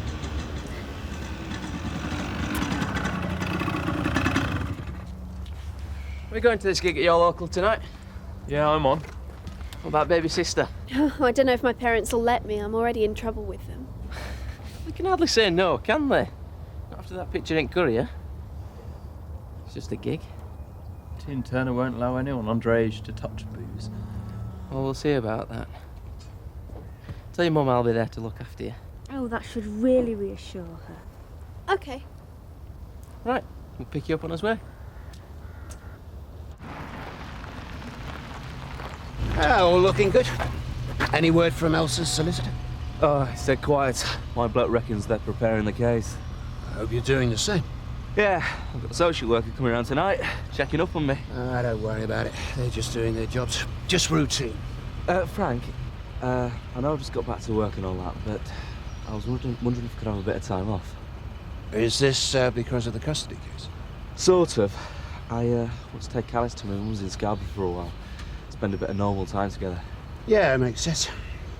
She must be a bit upset about all this. Yeah. I don't want to let you down, though. I know you're busy at the moment. Don't worry about it. It's only the heritage farm. There's nothing they won't keep here. Just let me know your dates, will you? Look, I have to catch Kim.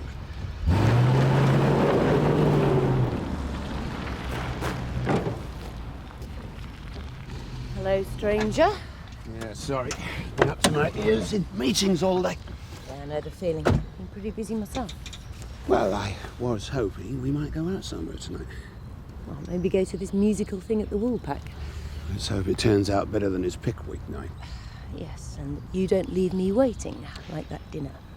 Well, I do have a couple of things I got to do first. Me too, so no promises, eh? Fingers crossed it works out this time. Meanwhile, I'm late for the stables. Any more reporting? No, a couple of healthy births. Things are looking up. One looks a bit sick to me. Just take it into the house. Try it out by the fire. No, it's fine here. It's better off with its mother. Michael, just do as you're told, will you? We don't want to lose any more lambs. Do I have to spell it out to you? We can't afford to lose any more money. If we have to make cuts, your job ain't too safe, okay? Okay, Joe, you're the boss. I don't like the lamb that's sick. What was that? Nothing, sir. Just doing my job. Doing my job. If you want to get me riding, maybe you and Dad could get me a moped. Jessica. Oh, it's not fair. Luke's got his own transport so he can get about, but I'm stuck in this boring village with no way of getting around. It's not boring. It is most of the time. And then when there is something exciting going on, like this gig at the Woolpack tonight, you and Dad are hardly likely to say I can go. Well, what about your homework? Well, if I get it finished, can I go? Oh, I suppose so. That's great.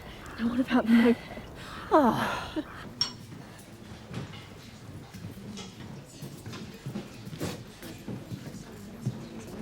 Nice to see a live bit of music at the Woolpack, Alan. Part of your marketing plan, isn't it? Absolutely. Some may go down market, but we believe you can give the public culture and still make a profit. So that's culture? Oh, yes, they're a classical group. They're called the Planets, Gustav Holst. You know. They have appeared at the Royal College of Music.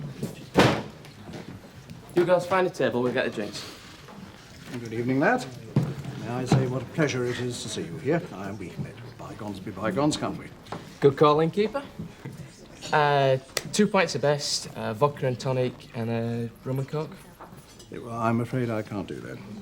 Don't tell me you've run out. Yeah, this establishment has a very strict code on underage drinking, as you well know. It is the law.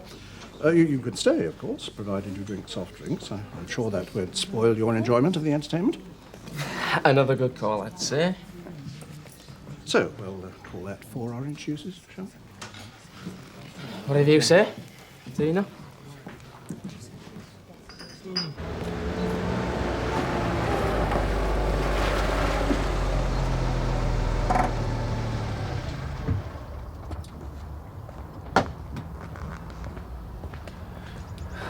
Back again? Do I know you? I doubt it, but I think we've got a mutual friend. If you mean Eric, I'd hardly call him a friend. No, me neither. So maybe you'll tell me why you're seeing him then? Depends on what you want to know. Suppose he owes you money. Not exactly. I'm Michael Feldman, who was married to my mother. I see. Go on. You can tell me. Did you score with a merry widow? Not going to be so personal. Looks like you're going to get a good turnout. Well, let's just hope folk aren't disappointed.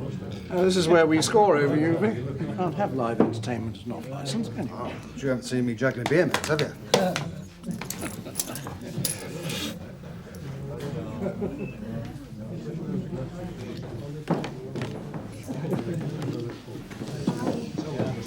Kim asked me to tell you she'd be late. Pay me back for that phantom dinner, is she? No, we had a call from someone who wants to put a couple of horses in livery, so she's showing him around the place. Never been one to stand between a businesswoman and her profits. Why don't you stop and have a drink? Not going to get many chances to have a night out once Christopher gets home. Yeah, thanks.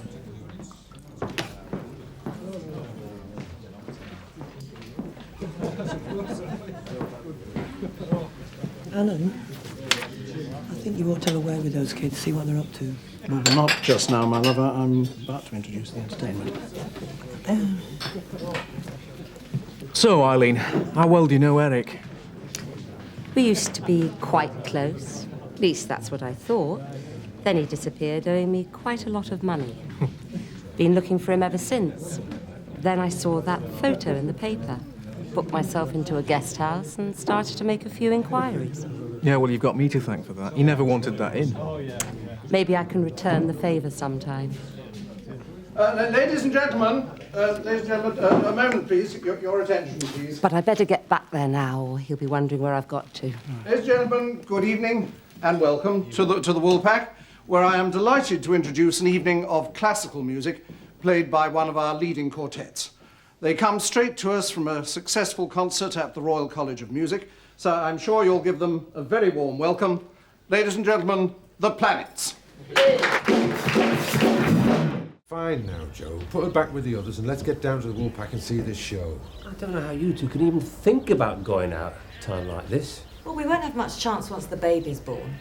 And with Robert at Dominic's, we don't even need a sitter. And it's not going to do you any good sitting around the farmhouse brooding about what's gone wrong. We all need to forget about it sometimes. It's not so easy to forget. Well, it'll still do you good to go out. If I was going anywhere, it'd be to the hospital to see Ma, where you should be going. That'll depress you more. You can't go on like this, Joe. All right, you two go. I'm not stopping you. Besides, the way I feel at the moment, I wouldn't be good company. Only spoil your evening. OK, Joe. And if you change your mind, we'll see you down there.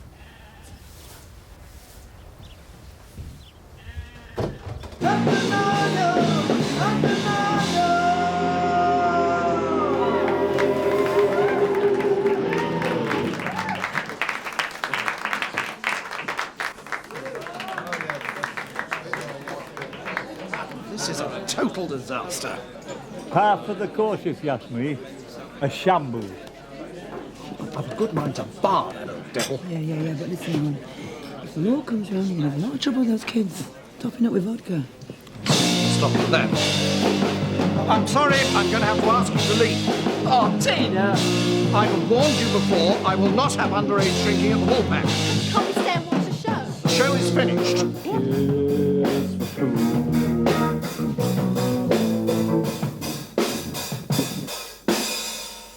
That is quite enough of that. My customers were expecting some quiet classical music, not this.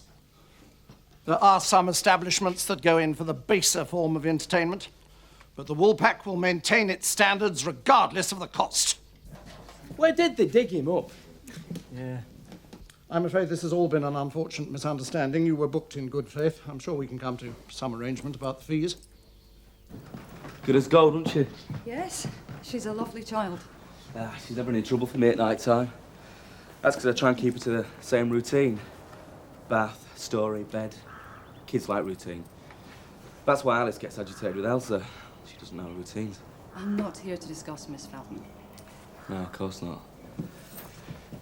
You just make your report, don't you? And then what happens? It'll go to the court, where, along with other factors, it'll be used to make a final decision on custody. Which will be? That's not my decision. I only advise. How is Alice getting on with the new childminder? Oh, fine, fine. I try and get home every lunchtime if I can. Good. And have you sorted out your accommodation problems? Yeah. We'll be moving into the nursery flat at Home Farm. Frank Tate, my employer, he's been really good to us. He's even given us some time off so we can go see Mum in Scarborough. How long will you be going for? I don't know yet. And have you discussed this with Miss Feldman and her solicitor? I don't need to ask Elsa's permission to go on holiday. Look, she was the one who snatched Alice, not me. You agreed to give Miss Feldman reasonable visiting rights. Right. Well, I'll bring Alice back for the day from Scarborough if that's what Elsa wants. It's always best to be sure that there aren't any misunderstandings in these matters. Good evening, Mr. Bateson. I'll be in touch.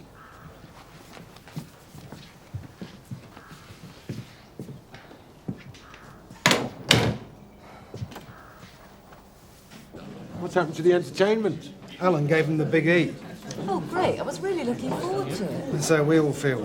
It's not good enough, Alan. We were promised live entertainment. We can have you under the Trade Descriptions Act. It's not my fault. It's beyond my control. You can't let all these people down, sure. Well, we don't want to, Seth, but it doesn't look like we got much choice, does it? Shortest concert on record. So I suggest the best thing we can do is go somewhere else and make up for the dinner we never had. You coming, Kathy? Oh, no, thanks. I don't want to play gooseberry. You two look like you've got some catching up to do. Seth's really good, isn't he? You ought to sign him up for your Easter fair next week, Frank. Oh, no, you don't. That pianola is a speciality of Woolpack. Always knew it would be an asset. Well done, Seth. Well, where did you find the rolls? I didn't. It's a piano and all. Jolly good, Seth.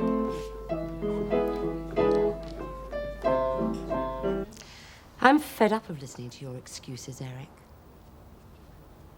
You won't get rid of me unless you pay. The trouble is, Thorpe feels the same way, and saying no to him would be suicidal. That's your problem. Because if you say no to me, you'll have nothing for him. And you won't collect a penny on your wife's insurance if I told them the marriage wasn't legal. So what's the deal? You say you're getting 50,000. Yes? Okay. It's 25 for you, 25 for me. And please don't argue, or I'll ask for more. Still the same old Eileen. And I'll want it in cash. No checks. Agreed. Provided you divorce me. Properly this time. That'll be a pleasure. Bye, Eric.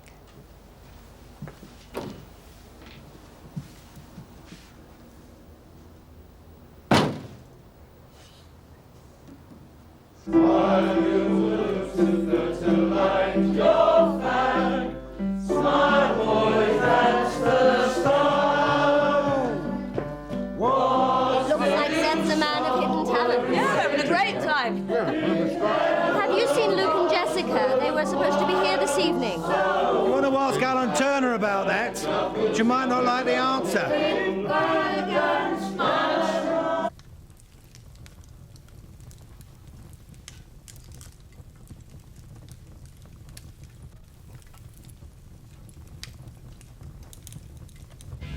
Think you'll find she runs a bit better now? Glad to hear it. Sorry, I thought it was Biff. He's found something even more interesting than bikes. Your baby sister. Oh, I wouldn't worry. She can look after herself. Yeah, worse for you, I suppose. Especially when you think of the heavy time he gave you and you weren't even interested in me. Oh, I don't know about that. There's more beers in the fridge if you fancy one. Great.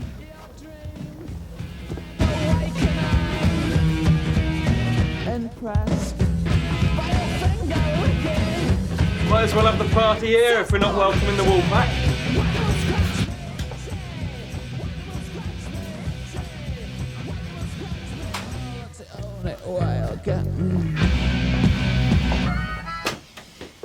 Party's over. Oh, Dad! We're both very disappointed in what we've heard about you tonight. About what? Where would you like me to start?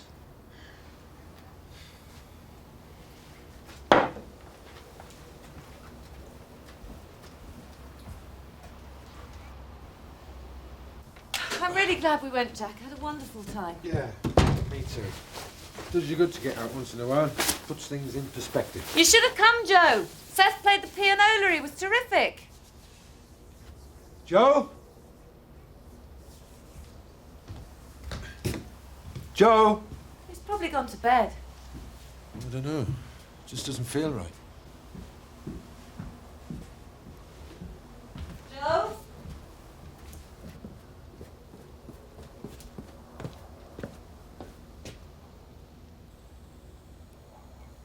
Sarah?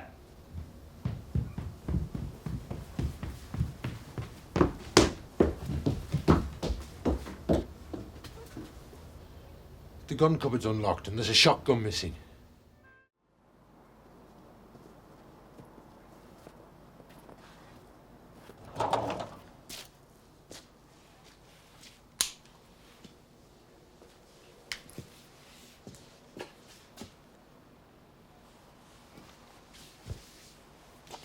What the hell are you doing, Joe?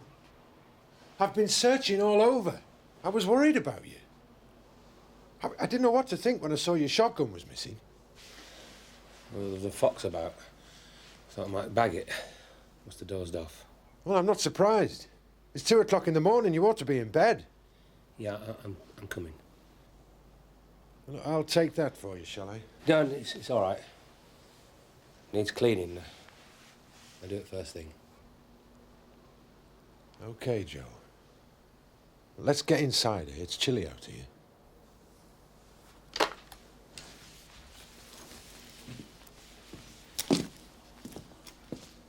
But you did break the law. Alan Turner could lose his licence for allowing underage drinking, so it's not surprising he was a bit upset. It's all a matter of trust. I mean, we can't keep checking up on you, so we trust that you'll behave yourselves. And on this occasion, you let us down. Okay, you're going to bring out the firing squad, or can we just say sorry and forget it? Oh, now, come on, don't be flippant, Jess. Trust is important. And in the circumstances, your mother and I, we don't feel that we can let you go to Scotland on your own at the moment. What? That's not fair. If anyone's to blame for what happened, it was me and Biff. You can't take it all out on Jess. You weren't going to let me go anyway. Well, can you blame us? I don't think you've been entirely honest about this weekend. You never mentioned that Danny wants you to move up there with him. And how do you know that? I was cleaning your room, and I happened to notice a letter from Danny. You've been reading my letters. How dare you? Yeah, well, the point is, Jeffy, is you're too young... Oh, don't you lecture me. All that crap about trust, and you've been spying on me the whole time. I wasn't spying. Oh, I you're was... such a pair of hypocrites. You drone on about freedom, but if anything dares threaten your smug middle class... Yeah, all right, Jess, I think that's enough, don't Yes, you bet it is. Jessica, finish your breakfast Oh, and we'll... stop your breakfast! That goes for me too. That went well, didn't it?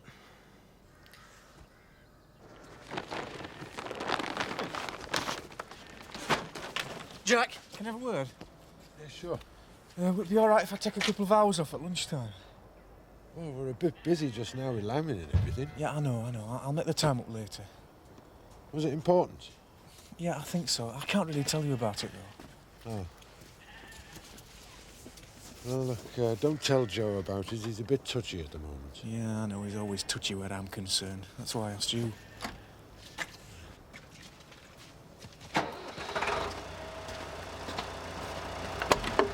Can I come up with you? Why, are you checking up on me? No, I just fancy some company, that's all. Well, I don't.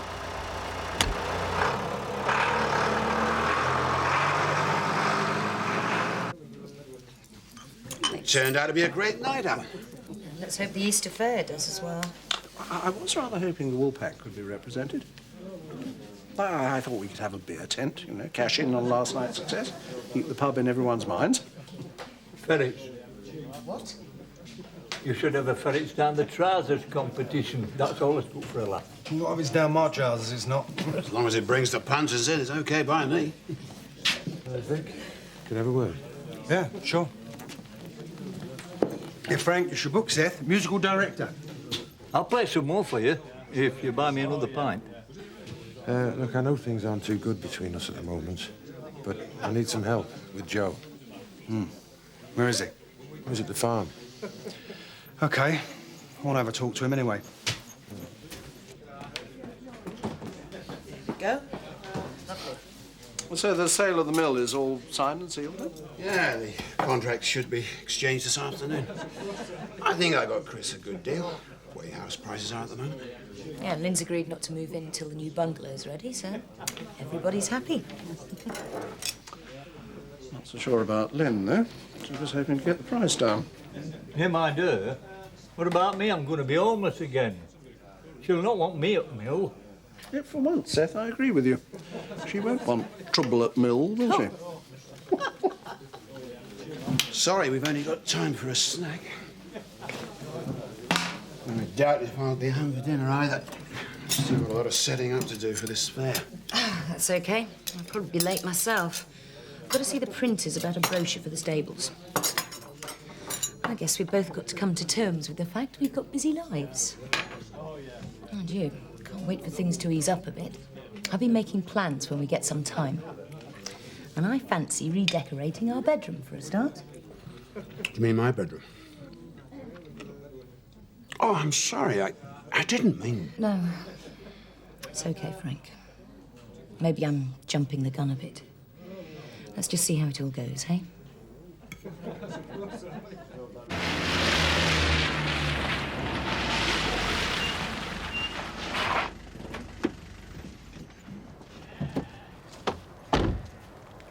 probably up at the cowshed by now.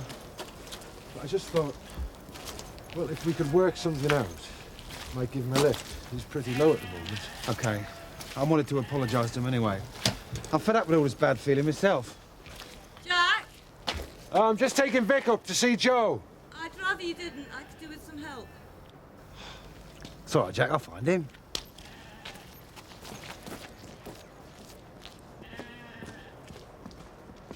What's up? I didn't want to say anything in front of Vic, but I think my contractions started about an hour ago. What? Well, shouldn't you be lying down or something, or going straight to the hospital? Jack, you've been through all this before. I'm the one that ought to be panicking. Yeah, but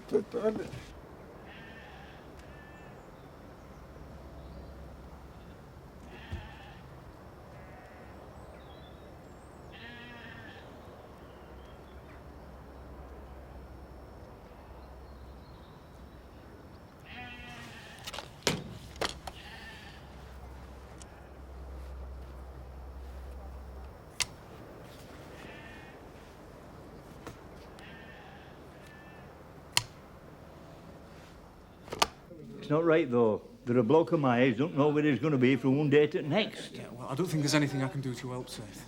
You could buy me another pint. No, look, I'm sorry, mate. I'm waiting for somebody. She's here now. Will you introduce me? No. I got your message. Shouldn't you be searching for your new home, Seth? How did you know where to find me? Well, I've decided if you're dealing with Eric Pollard, you've got to learn to be a bit of a detective. Well, it wasn't that difficult, really. The Dales view's about the only place you can stay around here. Can I get you a drink? No, thanks. Just say what you have to. Well, you said that we could help each other. You're not really giving much away about why you came after Pollard. I told you. He owes me. Yeah, maybe. I think it's the insurance money you're after. 50,000 is a lot of money. 50? He stands to make 200,000 out of my mum's death. Anyway, what I don't understand is where you fit in. I mean, what kind of hold have you got over him? You're the detective. I'm sure you can work it out.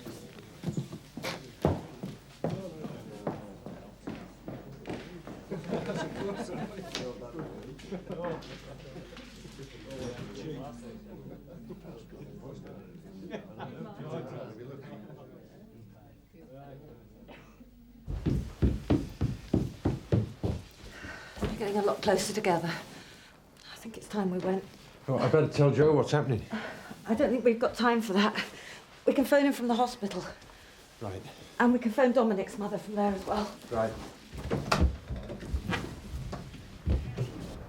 If you're still with me at the hospital tonight, Robert can stay over with them again. Right.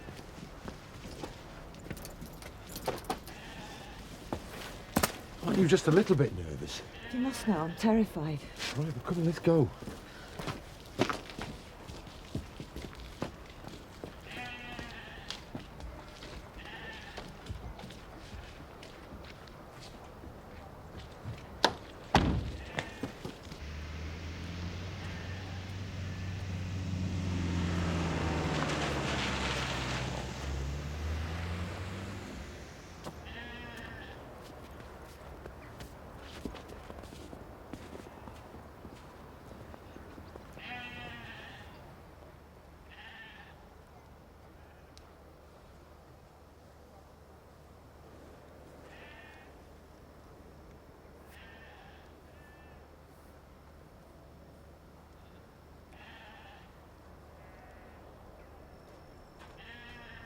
Joe!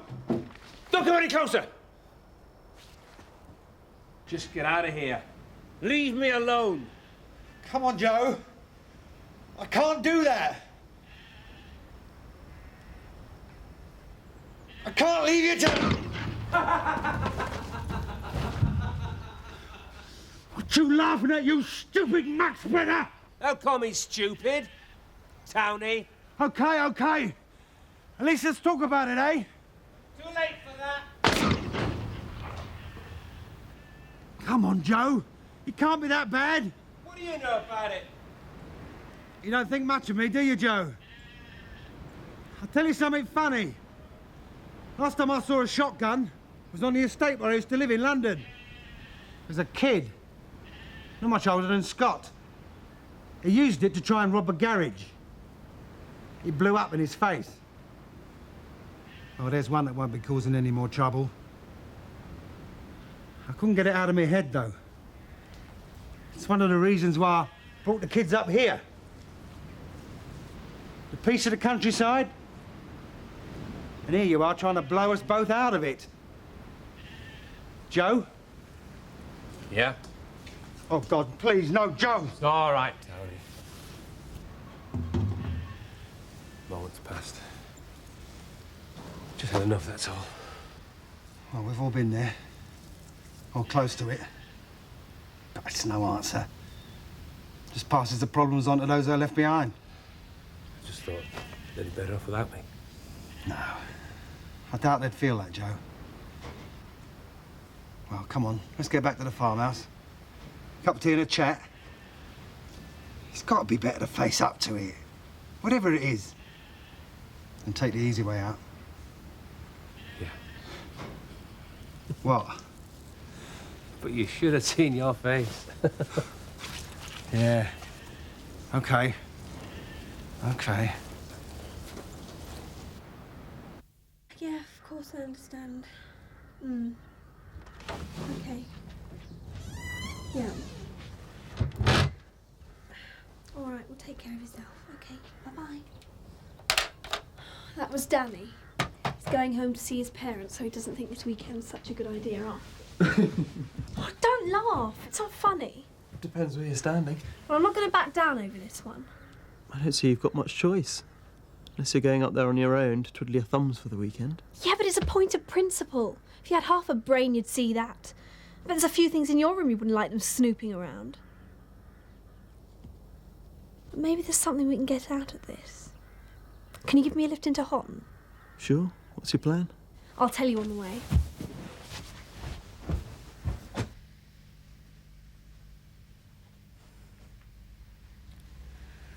Why don't you go and phone Joe? Well, I'd rather stay with you. You'll have a good few hours to do that yet. And to be honest, you're making me nervous pacing up and down. Oh, sorry. There's a payphone in the corridor. Saw it on the way in. Think of everything, don't you?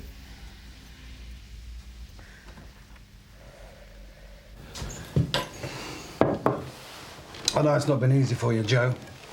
The crash, Mark, Annie. It's got to get to you. And I suppose we helped much with that stupid tractor business either. Wasn't there? And I know I got a big mouth, but I can't keep it shut when it's important. I won't say anything to anyone about what happened. I just want to help, honest. Do you know the one thing that preys on my mind the most? It's that stupid vacuum cleaner. I'm beginning to think you've got a very odd sense of humour, Joe. No, you don't understand it. You see, I made Mark take it back to Lynn Whiteley's the night of the crash. You can't keep blaming yourself for something like that. Don't you see? It should have been me killed, not Mark. It's ridiculous, Joe. Yeah, in my mind I know that, but it still doesn't alter the way I feel about things. Every time I look at Rachel, I see her and Mark together, as it should be. As it would be if it hadn't been for me. Shall I answer that? No, you're all right. Hello? Hello, Jack. Is she now? It's great. Anything I can do? Oh. Well, just let us know what happens, eh? Yeah, ta-ra. That was Jack. Sarah's at the hospital, having the baby. Take that as a sign, Joe. New life, new beginnings. Yeah. Maybe you're right. Come on, let's go and get that shotgun. I feel a lot happier when that's back under lock and key.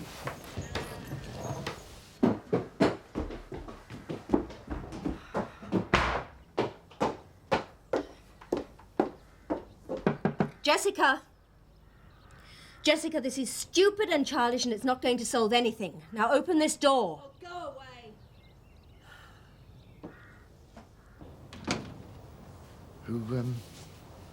Who told you? Doesn't matter. I'd have found out in the end anyway. You must have known that. Or were you planning to do another moonlight?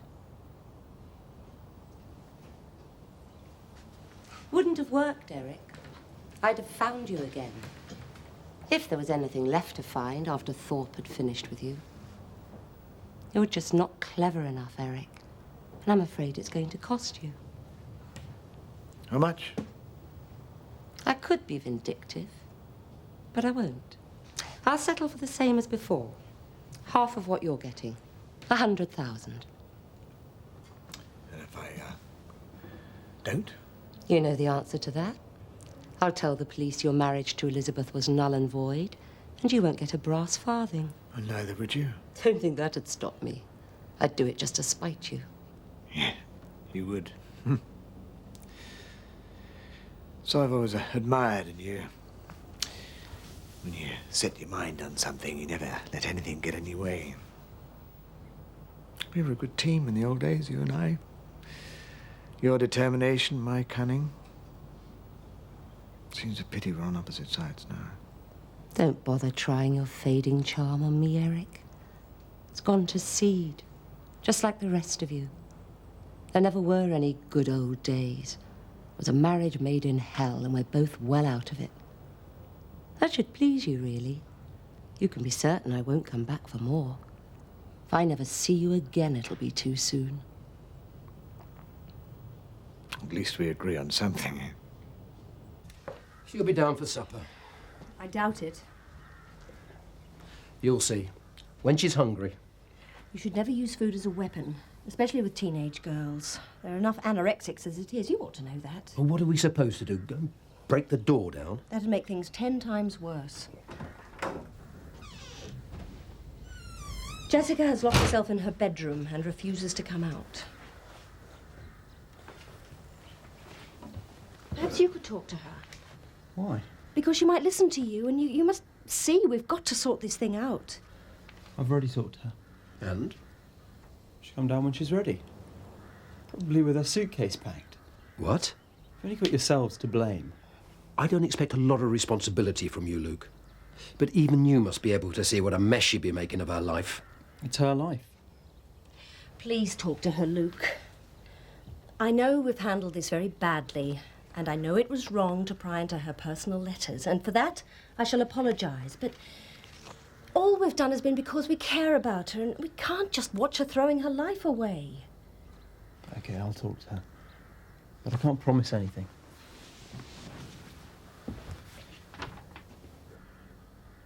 She's not going to Scotland. I won't let her. And how are you going to stop her?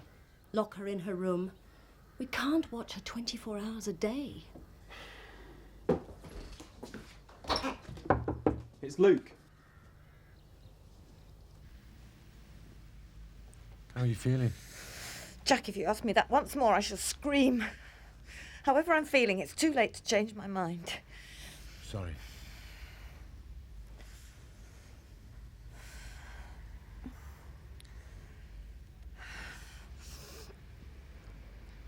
You want to go through the breathing exercises? Would it be better if I left you alone for a while? Look, stay where you are, Jack. I need you right there.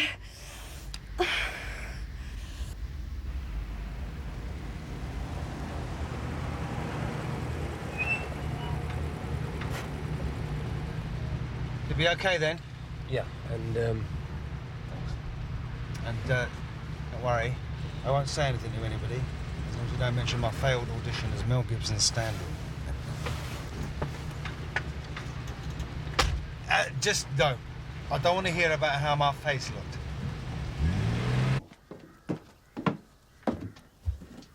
It wasn't easy to persuade her, but she's coming down. Thanks, Luke.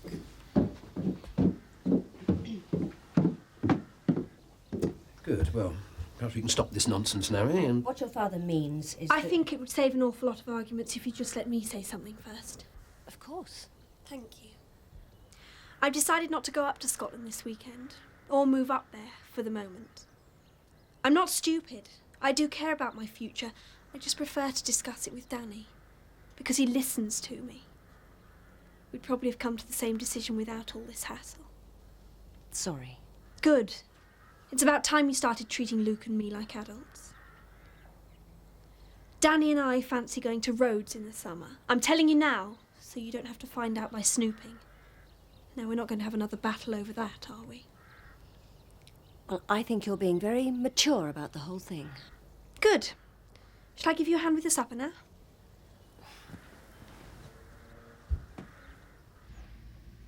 She's beautiful. Just like her mum. Don't get sentimental. She looks like Winston Churchill. All babies do. Go on, take her. I know you're dying to.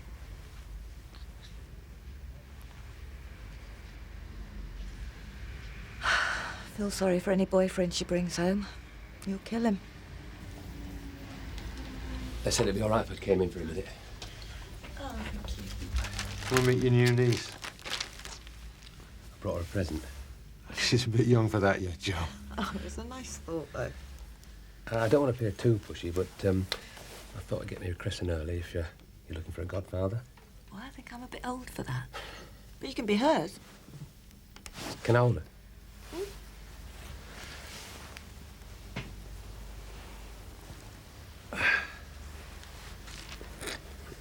How are you feeling now? Me? Fine. Not a care in the world. And as for you, young lady, welcome to the Sugden family. Things haven't been going too well of late, but they're just beginning to look up now.